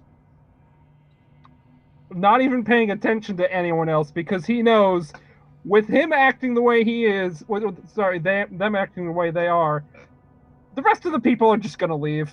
Like, they know they can probably figure out what's about to happen. And once Captain Sharp sees Vegas, he just saunters right up next to him, takes a seat right next to wherever he is, and just stares at him. Hello, Captain. I see you've come to Vegas, and seems you've made reservations, cleared the place out. You plan on compensating the bar, right? Because out of the bar. The Abbott's job. Well, all right, yeah, okay, I got you. I just understand. I don't own the place. I just the rent codes, the office. Vegas. We know you got them. Never wants answers. Which codes specifically? Vegas knows a lot of codes. I got this one from like old Earth. It's a bunch of dots and a bunch of dashes. He just points up. Code or something, I think.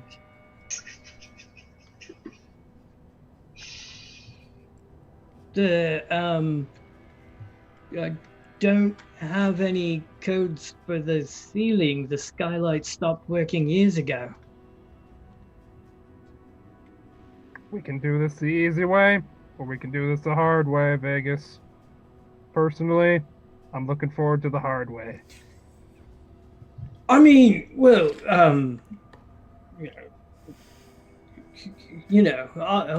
I always like doing things the easy way. It's more profitable that way. So, yeah, sure. Let's do the easy way.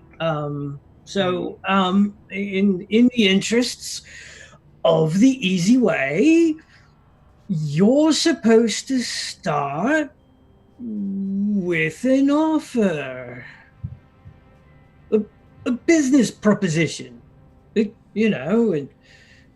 I make a counter offer, and being the easy way, we don't spend too much time haggling. So you kind of start off with a pretty reasonable offer. Okay. Hard way involves a lot more haggling. I think this is pretty reasonable. Give me the codes, and I don't kill you. Oh, come on, man. No. I mean, don't get me wrong. That's not reasonable. That is certainly a fair offer. But usually we do this thing, you offer to give something, not offer to not take something. For instance, we could also view it as me giving you your life. Well, I mean, when you put it that way, that's the way I'm putting it.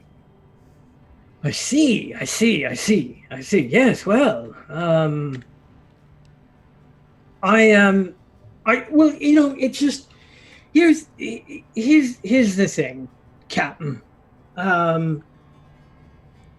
Do you mind if I call you Mr. Sharp? It's it's less formal that way. It's more conducive to negotiation. Sure. Oh, excellent. Hey, see, look, there we go. We're doing things the easy way already. This is haggling, right like that. I ask you about a name, you give me permission. There we go. Easy way. So, see, look, here's the thing, Mr. Sharp. Those codes that you're talking about, Mm-hmm. which may or may not have a specific purpose. Oh, no, we know what they do. Right, okay. Certainly. Yeah, let's work under assumptions.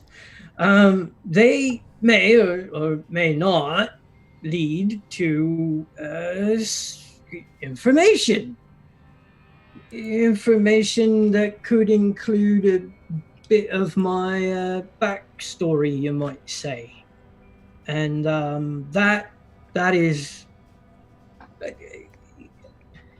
it's an old book, it's a closed book, and I'd really kind of like to prefer to think that particular book is not just simply closed, but publication. Maybe all the copies have been tossed in the fireplace, I just, it's a story that nobody needs to hear. That's, I'm sure you understand my concerns here. Look, As one professional to another. Connie's got more important concerns than you. We won't be reading that. I see. Okay. Okay, fair enough.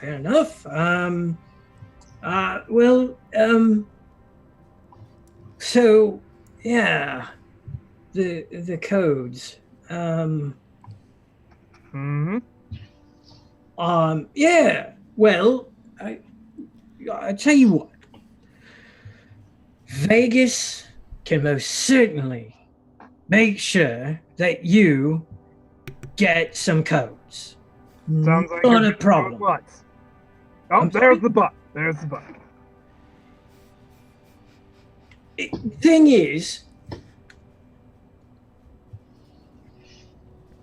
the judge advocate happened to have some Eltarian cigars. Better than that kelpweed stuff. Altarian cigars. Eltarian cigars, yeah, I know. I was just as surprised as anybody else. Now the thing is, since day one. The thing is, I was thinking that if perhaps I might be able to get a hold of some additional cigars. If somebody happened to be able to provide Vegas with some additional cigars, Vegas could throw a private party for, a couple of friends and a few employees, you might say. So I mean, obviously the boss has other people than Vegas. Maybe not, of course, not as well connected as Vegas. It's not Vegas. But maybe some of those other individuals might be able to check to see if the judge advocate has any more cigars. In exchange, Vegas, of course, as part of the transaction, would provide some codes. You make an interesting offer. Vegas tries to make interesting offers. It's what keeps people coming back. He just gestures around the entire bar with a massive arm. You seem to think you're in a spot you can negotiate. There's no one here. It's just us. And if I walk out and you don't, they won't bat an eye. Well, the codes, Vegas. All of them. I mean, look, I see where you're coming from, Mr. Sharp. I certainly understand where you're coming from. I just, Vegas Vegas needs to have something in return, something marketable, something that Vegas can trade. That's how Vegas manages to keep trade going in the interests of the boss. He reaches out across the table, grabs your collar, and just pulls you up to him across the table. Well, you can keep trading if you got your life. I'm gonna ask one more time, Vegas. The codes. You need me to spell that? Because I can't spell. Well, fat naughty good it would do. I can't spell past the 6th grade, so, you know. Well, good. I can do the spelling for you. PAST, THE 6th grade. Yeah. So, okay. Vegas might be able to acquiesce this one time. Make it a down payment on goodwill. Well, if you give me the codes and they're good, and we're pretty sure they are, we'll consider that. All right. Yeah. You know. Yeah. Okay. All right. Vegas will give you some codes. Not a problem. All codes? That's what he's asking for. Yeah, sure. All the codes Vegas has. And at that point, Vegas is going to pull out a book and slide it across the table. Uses his free hand to grab it, still holding Vegas close. This ain't all the codes. I'm gonna be back. Hey, these are all the codes that Vegas has currently. For your sake. Well, I was gonna say, I hope so, but I'd honestly rather prefer to beat you up. It's kind of what everyone wants to do. He just throws you across the table into your seat, stands up and walks out.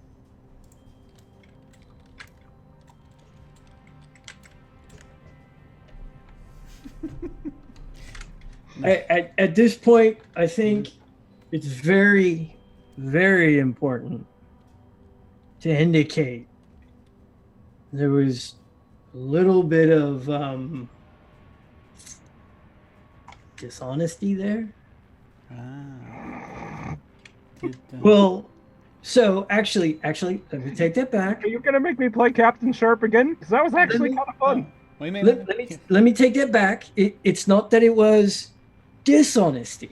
It was completely honest. It's just not necessarily what Mr. Sharp was looking for. Vegas gave him all the codes that he had currently.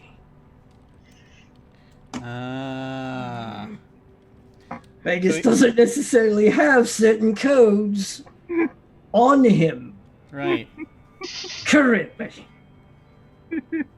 So he did hold on to the the rest of the codes. He still kept profitable secrets, so his oath is good. No, that's the thing. He kept the profitable secret, so that broke his oath. That breaks. Oh, he kept. Oh, yeah, he kept some of it back. That he was wondering. Never keep a profitable secret. Yep. But again, as explained, those codes contain information about Vegas's past. Codes that reveal that Vegas, not always the schemer that he is known to be. Vegas has a rather spotless history, actually. Huh. Vegas was framed. Oh man. Yeah. You see, Vegas used to run charities. Oh. Oh, wow. Yes. Delicious. Delicious. Well, that is awesome. So, Rock, you get to choose one of these three things. Again, it's a notable, changes position on the ladder. A planetary survey or colonial record assessment changes, for better or worse. That's either with the planet or with the colony, something about the way the colony operates. Or the unique drive for the game changes. Oh. So, which of those three do you want? You know what? Give me a second here, because I gotta double check. We don't. Oh man, you don't have on here the stuff for the colony survey. Go to handouts, and under handouts, it's the only handout under their survey / Oh, the survey record. Yeah. I got you. Okay. And it's either the planetary survey or the colonial record. Yes. Okay. Yeah, one of the assessments. And actually, let me pull this back up because. Yeah. What were ours again? Yeah. So let's see. We are on. So Pratt's Folly. We have A, atmosphere is excellent. B, climate is mild. And D, hydrology is favorable. We have those three things currently operating, and the other three are false. For the colonial record, Delta Colony, we have U, planning is meticulous. W, workforce is motivated. And Z, justice is universal. So those are currently the three true things about Delta Colony, and then the other three are false. So you can flip any of those letters if you so desire. Okay, so atmosphere is excellent, climate is mild, and hydrology is favorable. Mm-hmm. All right. So you could flip one of those. You could make one of those things untrue, or you could make the geology stable, the biology benign, or make the intelligent life absent. You could do that. Again, down in the colony, you could either take away that planning is meticulous, workforce is motivated, and justice is universal. You could take away one of those, or you could instead say that the density is low, the prosperity is high, and the order is well established. So well, here's what I'm thinking, Jim. Here's what I'm thinking. We've been operating under the idea that the atmosphere is excellent, and we've been on one side of the planet. What we didn't know is that the other side of the planet, and part of the reason why the survey was wrong is because a few of the probes crashed on the planet. Probes that, had a fuel source that maybe got damaged and has been leaking into the atmosphere. And it's taken a while for it to kind of spread through the atmosphere, poisoning the atmosphere. The fact that oh dear, could very well be part of the reason why colonists lately have been getting sick and why some of the agriculture has been failing.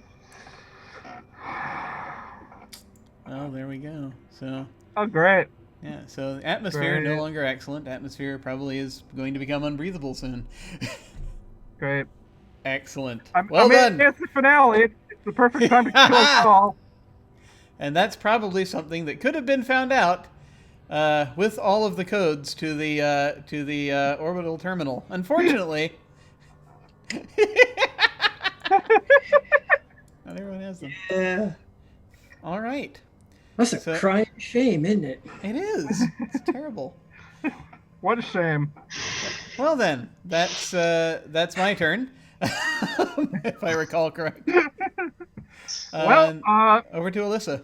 Okay, Alyssa, time to continue the death spiral. Who goes next?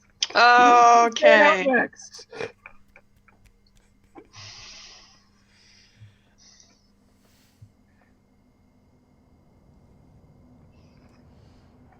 All right.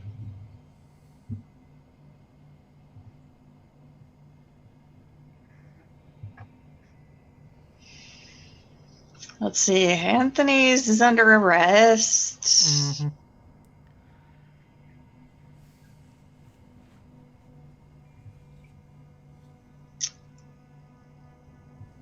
So is Lee, more or less. Pretty much. The judge advocate is deceased.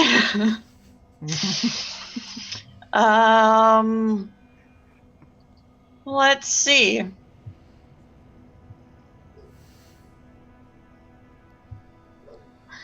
Deceased, but he left behind such a wonderful contribution to the blood bank. Yes, indeed. Let's see. So the Dimber Damber.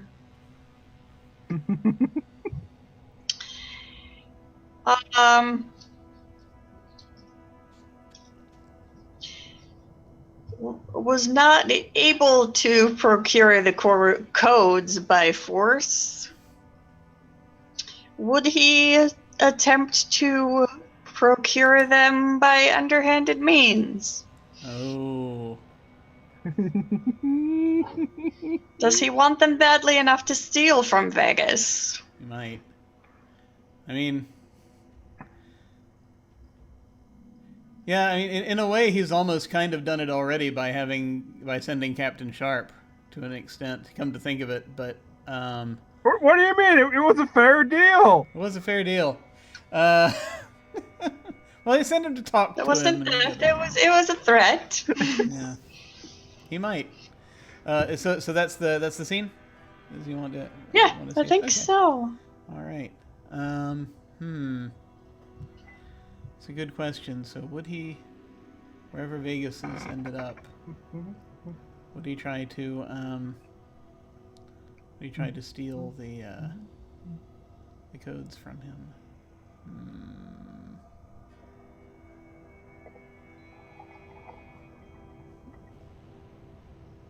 Or would he just go and threaten Vegas in person? He might.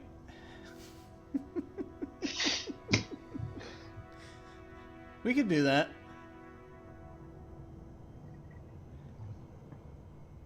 And either way, if he does it, it's gonna.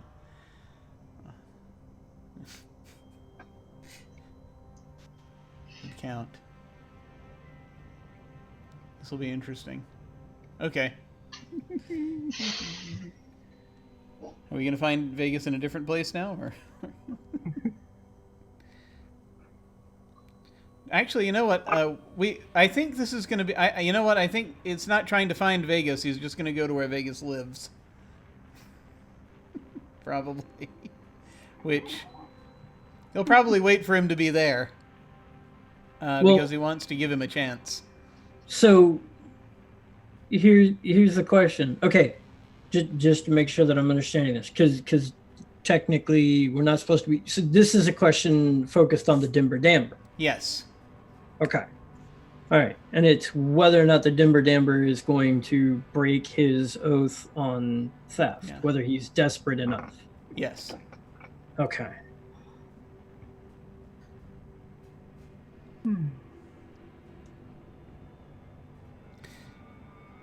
Where does... what kind of apartment are we looking at? Is it an apartment or some sort of... where Vegas? I mean, the thing is Vegas. Vegas probably just has like a small, whatever passes for a housing space. Yeah. On the colony, whether it's a section of a cargo pod or carved out of the underground or whatever. Yeah. Is it like in a common area with other people who also stay there, or is it a or does he have his own room? It's no. He Vegas. Oh, come on, Jim. Really? You've got to ask this question. Of course, Vegas has got his own place. I mean, it's not much. It's a modest little place, but I figure it's one of those things comfortable. because since the prisoners basically run the colony, that's a thing you can have your own space. Right. Well, but I mean, the thing is, though, is it's not like Vegas really spends a lot of time there. No, that's why he's going to wait for you to go there and then go talk to you. All right. I see. Yeah. A visit from the boss. Well. So, I think what we're going to see is he's going to... I don't think that Imber Amber brought anyone with him for this. He's going to have a one-on-one. Quiet work. I got you. It's sort of like as the... sort of as you're in there, I mean, whatever, there's the shadow that falls across the door. Right.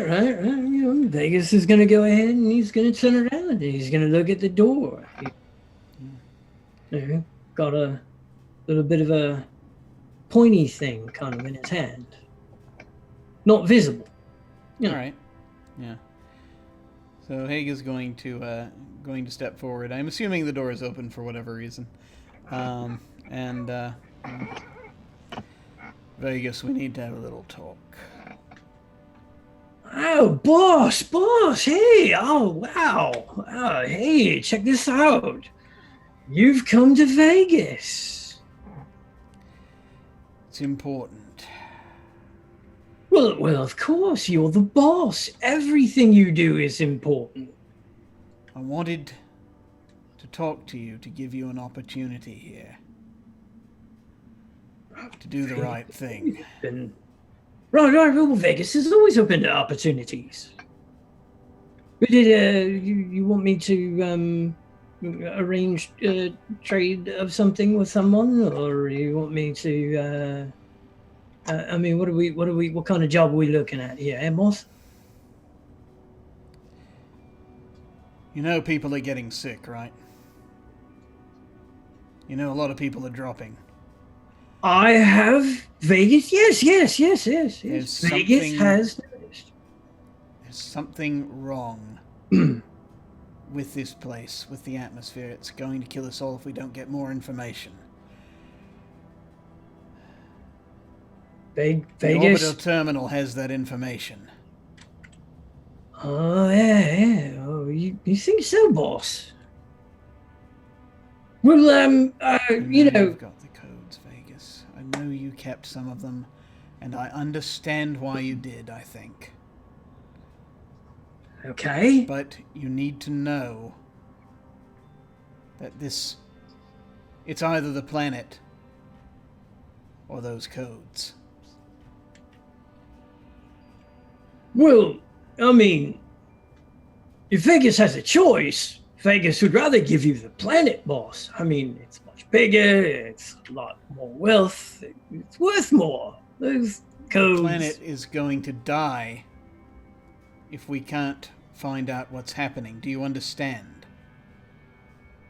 Well... We're all going to die if either we don't find out what's happening and find a way to fix it, or if we find out where they're keeping their transports and get the hell out of here. They did not provide enough for it. They did not provide for the atmosphere we've got coming up here. Yeah, so boss, I don't know if maybe you haven't heard, but according to what Vegas has found out, those transports, they don't work, boss. There's no getting off this rock, not unless we float off.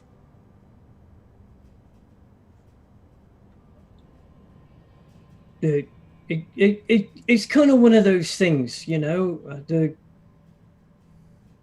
governor paid rather well for that little bit.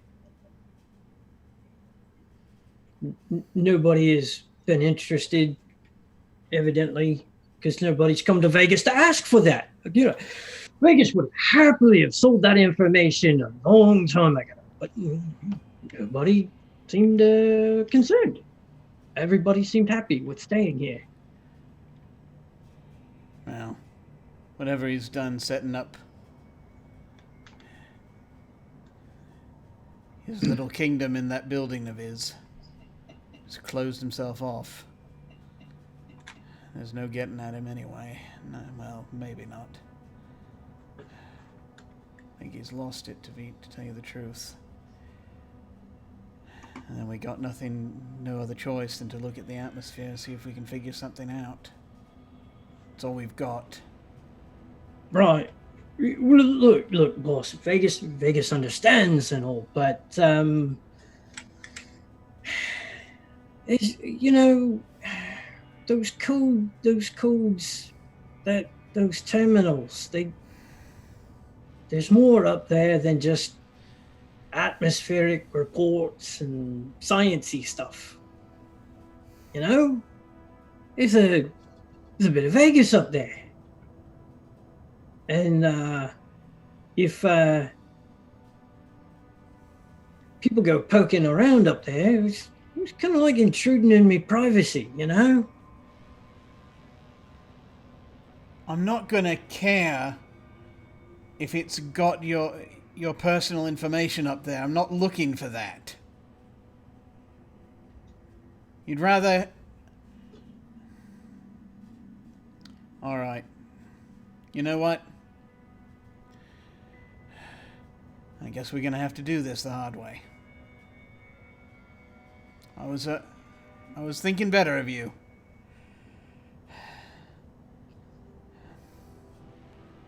But I can see that you're standing on principle, and I can respect that.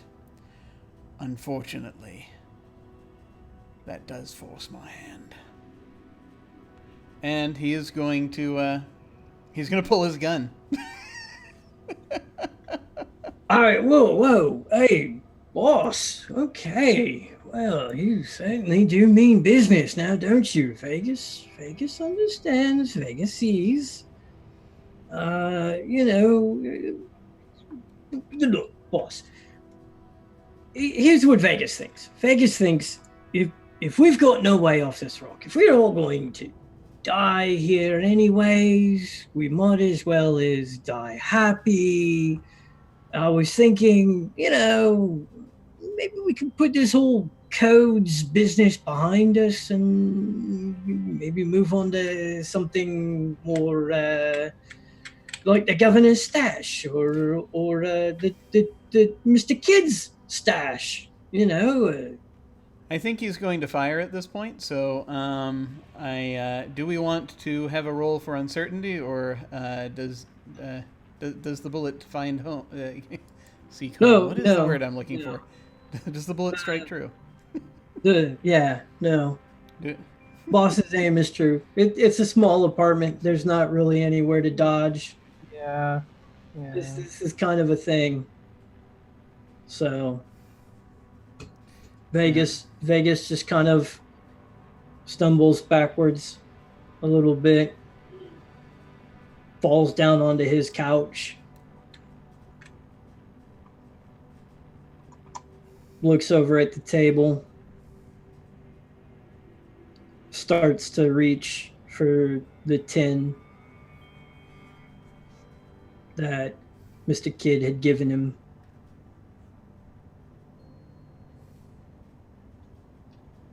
Starts to pull out a cigar. And he looks at he says,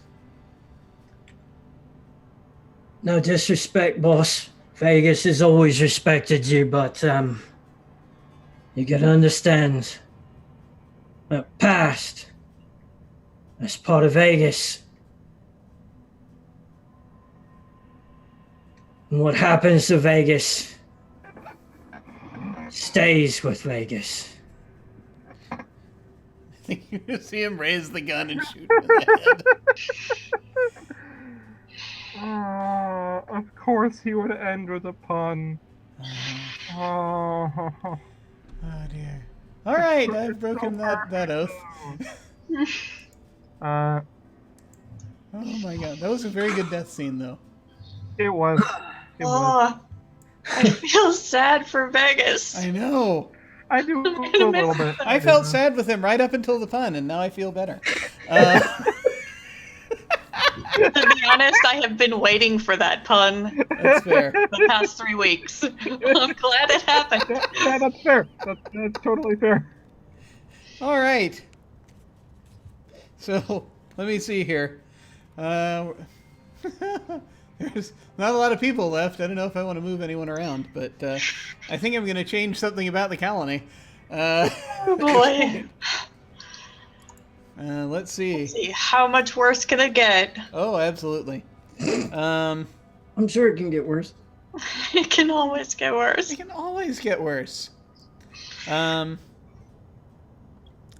Yeah. Oh, you know what? So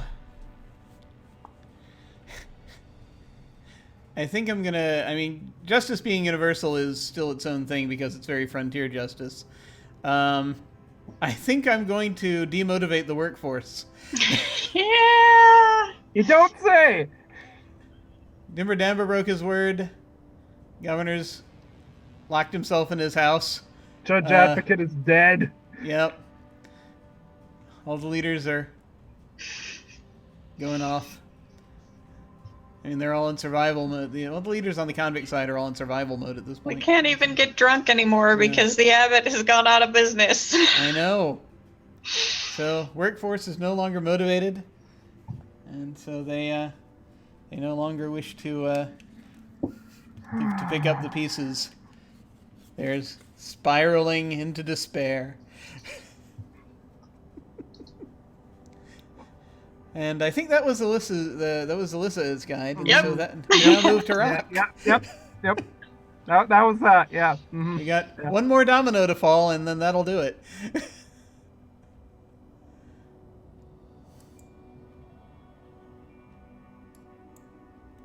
I think that's Rock's turn then. Yep.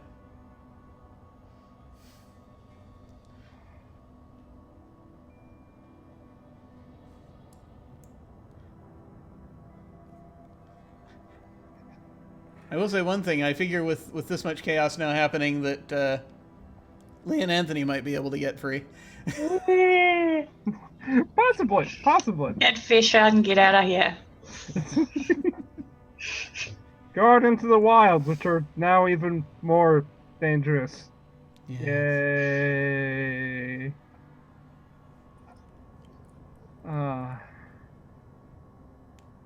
How would Olivia survive this? Well, I mean, if you're already burrowing underground, that's the thing about if the chamber is secure enough underground, you might be able to survive Maybe. for a while. But if they've got anything like bunkers or shelter like stuff down there, maybe. She could I probably.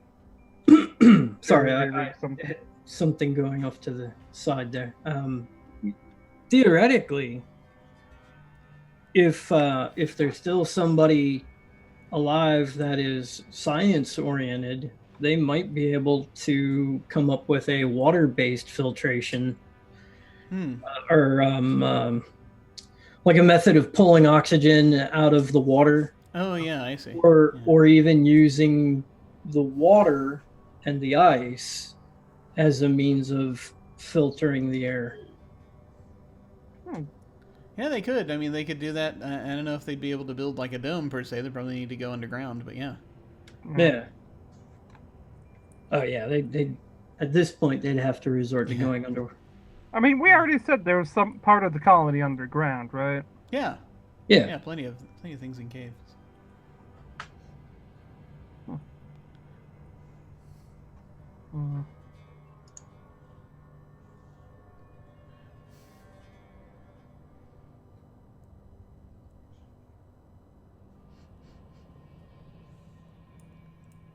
Up to you, Rock.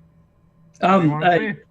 Sorry, like I said, something was happening off to the side, so I missed part of what you guys were saying. Oh. That's all good. No, we didn't say much. We're just who do you want to see who do you want to suffer right now? Oh, Who do you okay, want to suffer next? yeah. My turn to stab friends, eh? Okay. Let's see. So at this point, we've got Lee's out of the picture, Anthony's out of the picture. Well, like I said, they actually, because of the amount of chaos going on, they could come back into the picture because it's who's going to guard them at this point? Yeah, that's Yeah. true. That's true. Okay, so the only ones that we know actually are dead are Vegas and the judge advocate. Yes. Yeah. Yeah. All right. Everybody else is alive. I'm thinking with all of the chaos going on, there's an opportunity for some escape here. And if I remember correctly, Lee, with her conversation with Livia, there was a bit about getting Anthony out of the colony safely. So I'm thinking that with the chaos and opportunity to escape, if there's anybody who's going to have a good chance of getting Anthony out of the colony safely, it's going to be Lee. And so I'm thinking maybe, cell doors or whatever, if the locks stop working or broken, or if it's not even really like a locked door, it's just more a case of like a guarded cage or something. If the guards are no longer there for whatever reason, then it's a prime opportunity to get out. So it would be a chance to, So may I add a pressure point here? Yeah. Yeah. So I think as part of the scene, I think the scene would be Lee in the process of getting Anthony out, but Anthony sees the chaos going on and sees an opportunity to help others survive, get through, help them find their freedom, as it were. But there's not a lot of time, has to get out. So does he go with Lee and place his own safety over the people's freedom? Mm-hmm. Okay. If you think that's workable. I like think I'm good with that. I can work with that, yeah.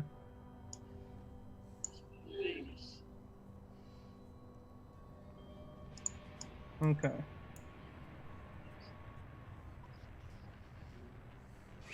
Okay, so prisoner wherever he's being held in complete and utter chaos.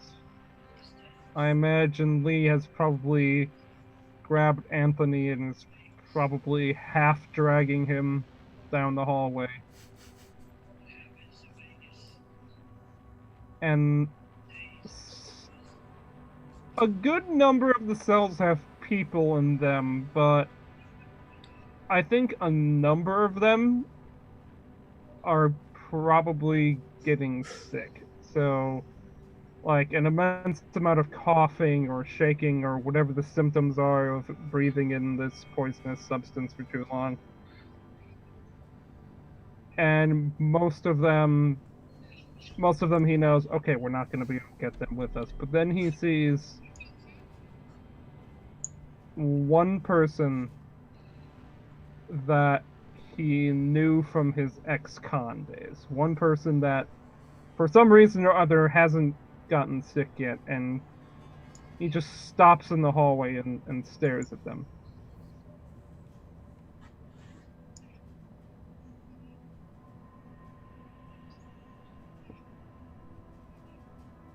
We can bring others, right?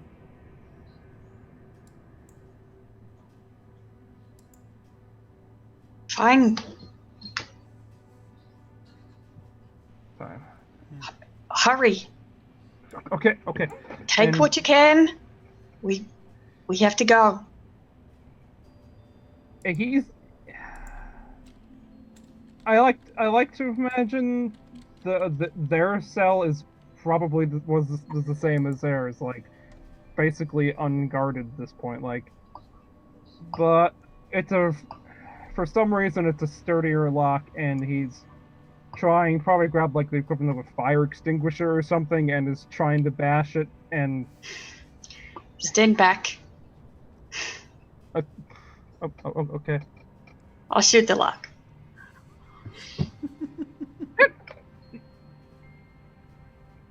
Do we say the lock comes off, or? Well, that could be uncertainty. Do we want to? We can have Rock roll some dice. I'm good with that. I'm good with uncertainty. So, which 2 dice do you want to roll? Because you have to roll 2 of the 3. I'm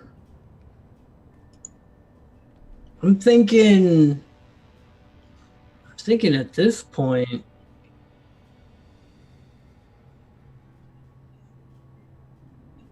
let's roll freedom and savagery. All right. So you right-click, go to multi-sided, and random side on each of those 2 dice. Okay. Savagery. Okay, we have a tie. Hold on. We got a tie of 2 dice. Again.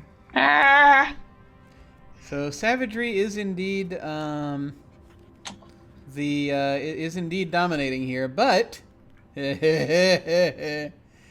have a tie. Let's see, where is that resolving ties? Is 110. So the dominant drive here is savagery, and tied 3s, and the other die is a 6.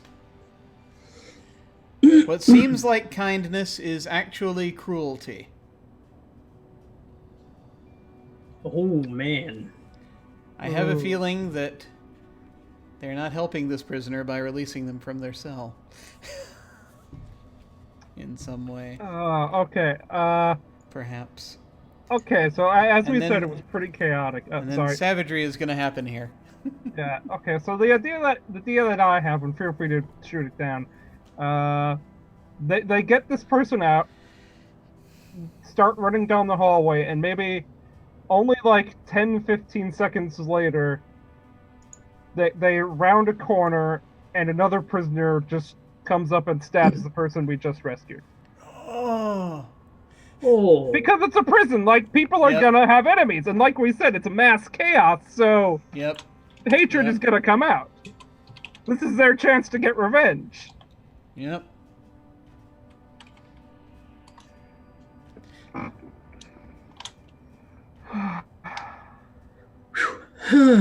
Okay. Anthony's too slow to stop the stabbing, but Come on, Anthony, we gotta go. Do we know who the prisoner is that got stabbed? I think I said they were like an old friend of Anthony's, but Okay. I mean it isn't super important. It's just someone that he cared about a bit because he's kind of a caring guy. Anthony's gonna try to fight this guy. Probably just try to bash him over the head with this equivalent fire extinguisher, while his friend is being stabbed. I would like to say Anthony knocks the guy out, possibly concussion, possibly caved skull. So whether they're alive or not, it doesn't really matter. He's trying to help his friend, and he starts. Probably tears off a bit of his shirt, trying to like bind the wound, but like Lee can see it's hopeless. Like this person's gonna die.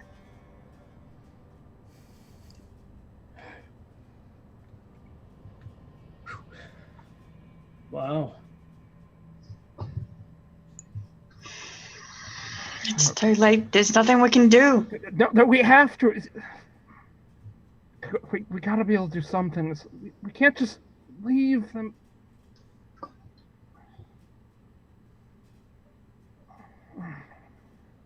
And he gets back to work. He's entirely focused on this.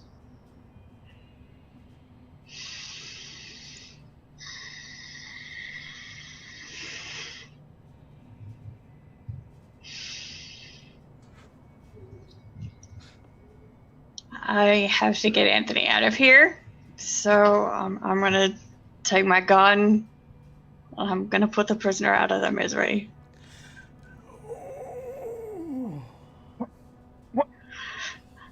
Why would you? We could have. Why would you do that? Why?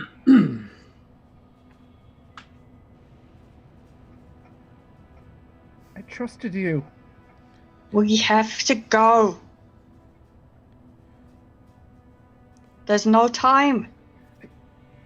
He was bleeding out anyway.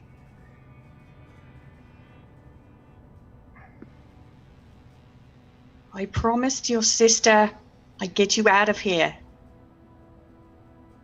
We have to go. All right. And he stands up and starts walking down the hallway slowly, and just every few seconds glancing back and glancing at you, and he's hurt, man. Like, he's so goddamn hurt. That didn't need to happen. We could have. You met my sister?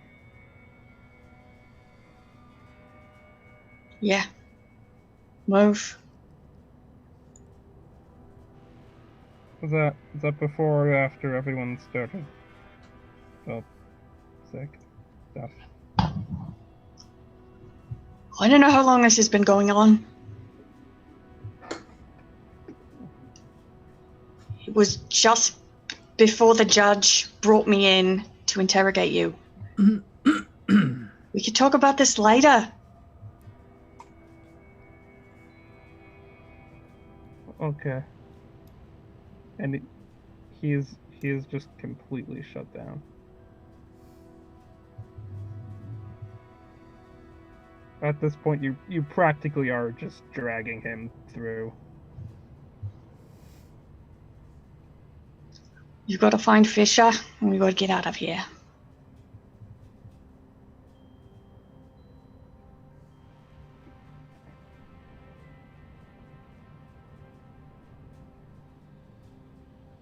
After that, you never have to speak to me again.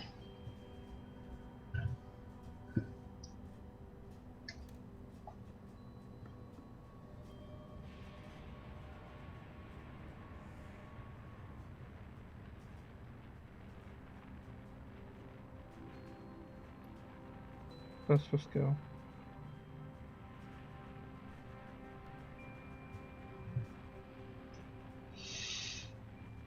And I'll start heading toward the pier.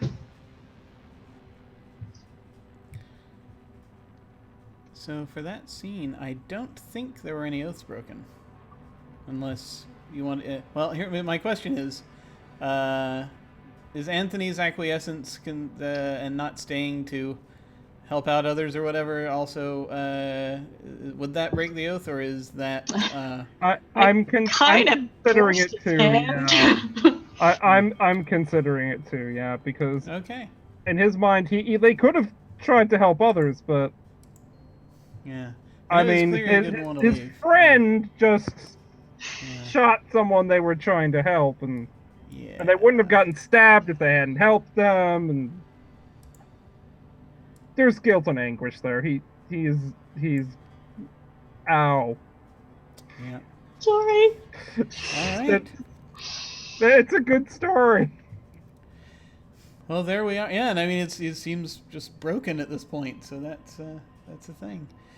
All right, so that, I think, leads us to the end.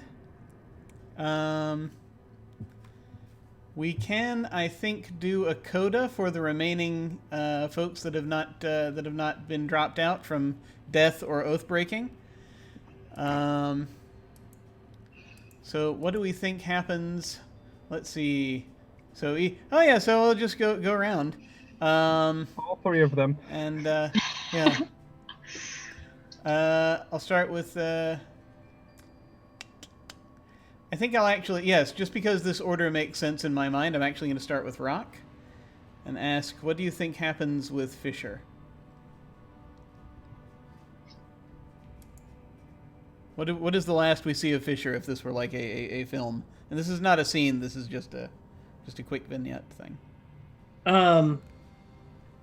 So I think first of all is they don't actually find Fisher at the pier. There's a bit of searching around, and Fisher is patiently waiting for them at the exit that Livia normally uses. And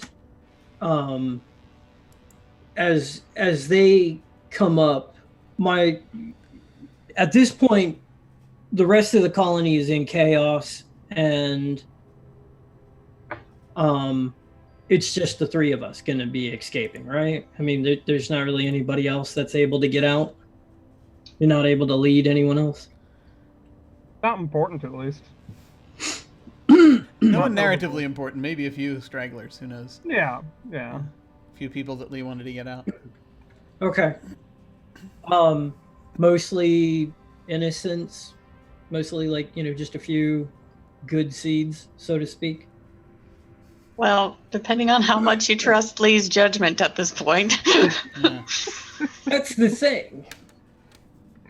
As you guys approach, Fisher's just gonna kind of look right at Lee and go, "There you go. I always knew you'd do the right thing. Let's not waste any time." And he's gonna turn and lead through the tunnels. All right. So yeah, but so that's the last we see of Fisher in this little narrative. Yeah. Okay. Basically. What is the last thing we see of Lee in this narrative? What happens to Lee? I think Lee might be a little bit broken herself. She hurt Anthony and doesn't feel good. She knows she's lost a friend trying to save him, but she kept her promise to his sister, and she's gonna try to keep him safe even if he never wants to have anything to do with her again. So she's just gonna kind of bring up the rear and make sure nothing attacks us from behind. Excellent. And then what's the last we see of Livia? Last we see of Livia is probably, I want to say, her meeting up with the rest of the group. Fisher brings them all in, and Livia is just in shock at, all these people. Fisher coming here, like, colony must be fucking desperate at this point. And then there's her brother. I mean, clearly stupidly broken, but alive. Goes up and hugs him. He doesn't really respond. He's gone. Mm-hmm. I kind of want to say that's it, but maybe as a postscript, like, I want to include something with the native population, like as a postscript, maybe, like the native population. So like screen fades to black, and then we see like a X number of months later sort of thing, and we see just metal wreckage, frozen bodies. And poking through the wreckage, we see the native people. Like, somehow they survived this. Yeah. I think they saw it coming. Yeah, they were here before the colony. They were here after the colony. Now, whether our characters are alive, it's never shown, but the native people survived. Yeah, that was clearly the ritual they were working on. They were like, okay, we need to... This is the batten down the hatches ritual. Awesome. Yeah. Well, folks, That is Durance. Thank you very much for playing. That was delightful. That was fun and sad and painful, but Oh, fun. yes. Yeah. Yeah. That was heavy, man. Oh, Yeah. indeed. Oh boy. Um. Oh, sad boys. Ah, yes. So many sad people. The delicious sadness. Yeah, that was heavy, Jim. That was real heavy. Mm. You ever decide you want to run an open-ended campaign, let me know. One never knows. One never knows. That could be a thing to be done with this.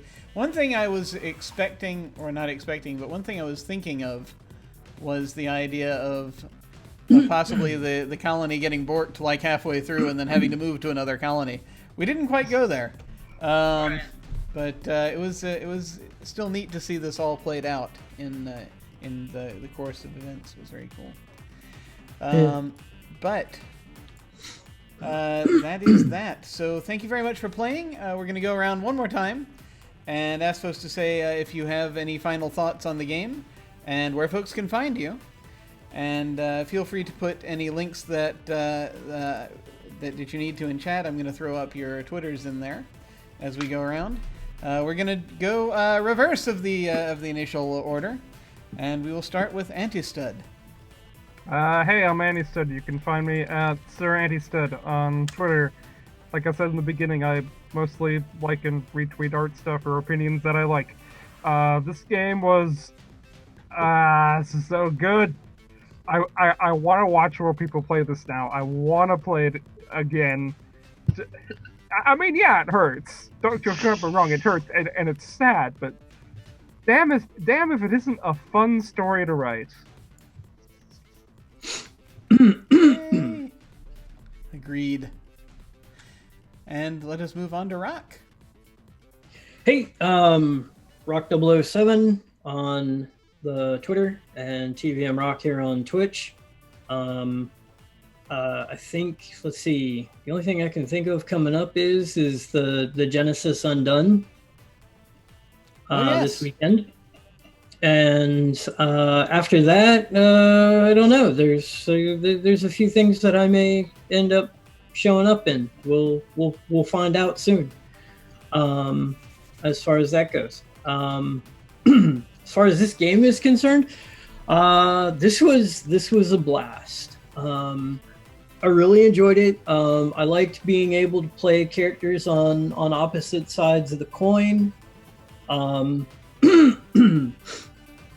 You know, I think if you have players that are really into the drama and really into playing out the scenes, then this actually could work a lot better as kind of like a guide for a much larger, longer, overarching drama series than just like a couple of short things. I think this game has a lot of potential for some really, really cool stories. So I am when next payday rolls around, which should be soon, I am definitely picking up copies of this. So this and I think I saw the cards were available. So I'm definitely picking up a copy of this game. Yep. The cards are quite good. Yeah. Excellent. Yeah, sorry, go ahead. Oh, yeah, that's it, man. Like I said, I really enjoyed playing this game. I thought it was awesome. Very cool. Oh, man. Yeah, and I agree. The month when I had Durance going on this channel, we did 3 sessions of it. One was just straight, the regular setting. And then we did one using a fantasy setting that I had created with some folks a while back. That also happened to have a prison colony in it that we used. And then the third, we actually used the world of Vampire the Masquerade, and changed up a bunch. It wasn't set in a prison. It was just basically two different vampire factions against each other. And that could have gone on forever, conceivably. But yeah, I think one mechanic we were thinking about doing with this, and which I think would work for longer term, is generally, if your character dies without breaking their oath, you're supposed to put in a new character on any of the levels where there's an opening, and just keep going, or even where there isn't an opening if need be. I was thinking, if you did that with Oathbreakers, where you substitute a new character in, you can just keep going for as long as you want. Yeah. Just pick a new oath for them, and that's it. So, yes, you could totally do long-form storytelling with this. You need to figure out when you're done, but that's still definitely a thing that could happen. But very glad you came in and played with us. Let us now move on to Alyssa. Whoa, that was some intense storytelling. But it was really, really good. And I really enjoyed playing with all of you. So yeah, my name is Alyssa. You can find me at Origami Shuriken on Twitter, Twitch, Discord, etc. I don't have anything official to announce yet, but keep an eye on my social media, and hopefully I will have more fun things soon. Yay! Very cool, very cool. So, yes, back to me. Hi! I'm Jim. This is my channel. You can find me at OtherDoc on both Twitch and Twitter. My website is jimyesthatjim.com, where you can find links to my you can find my Geek Observation podcast on that site, and then links to various other podcasts, audio dramas, writings, and such. I've also got links down below to my website, Twitter, and YouTube channel, so feel free to check those out if you so desire. Also to game signups. So on this channel, Friday afternoons, Saturday and Sunday mornings, I play video games. Tomorrow night, I'm going to be over on Off the Table, once again back in their 1890s Urban Shadows campaign, which has been a lot of fun so far. Where I get to play the owner of a saloon, gambling hall, theater, and brothel, who also happens to work for a demon. It's a delightful, delightful thing. Fun times. So feel free to tune into that. That's a game in two parts. That the one I'm on is the Midnight Crew. This evening, as we speak, the High Noon Crew is often, and those are the quote-unquote good guys, the anti-heroes, basically, who are in there tonight. It's a very good game. It's delightful, and this is the third season of it. So on Sunday, as has been spake of already on this channel, we are having our last one-shot of the month, and that is going to be Genesis Undone. That is a game that I created that I'm still kind of hammering out some bits of, but it's a story game where we're sort of telling the story of the dawn of civilization as though it were a stage tragedy. And it is tarot-driven, and it'll be interesting to see how that plays on a stream. I've done it in front of people, but not live on stream. So I'm going to be very interested to see what happens there. Let's see. On Monday, I am going to be over on Tales from the Grim that evening, guesting on their Urban Shadows campaign, because I'm addicted to Urban Shadows. Their campaign, Bad Moon Rising, I got a guest slot over there, and the guest slots are coming up. So you can get to see my probably very strange character, or at least very sad character. That's usually what happens. Regret. My characters have a lot of regret, apparently, and this character is no exception. So feel free to come over to Tales from the Grim on Monday night if you want to check that out. And then the new midweek campaign that's going to happen for next month is going to be Bad Streets. That's a Powered by the Apocalypse game that's also a 1970s cop show. And I'm getting the cast finalized for that, getting the schedule finalized for that. There'll be announcements for that soon, so look out for that and come and watch. Sign-ups are happening shortly. I'm going to be putting some stuff up on the website. Hopefully I'll have that ready by Sunday-ish when we do Genesis Undone. Right now, I do actually technically have sign-ups open for the Queen, which is going on the first couple of months. First couple of months. First couple of months. First couple of weeks of next month. First couple of Sundays. And so that's technically open right now. The only place I think I posted it was, aside from various Discords, was on my Twitter somewhere. So if you want to go through that, it's probably not too far down. But I will have the sign-up link to that and other stuff up, hopefully this weekend. We'll get that all together, and you'll be able to sign up for games, which you can, again, go to jimmyyesthatjim.com and click on Game Sign Up, or click on RPG Sign Up down below. As always, beginners are welcome. So, when we go to the end card, I am going to go ahead and execute a raid on Off the Table, because, they're playing my game, the game that I enjoy so much, and so we're going to go there. But in the meantime, folks, thank you so much for watching. Take care. And I will see you all of a sudden. Farewell.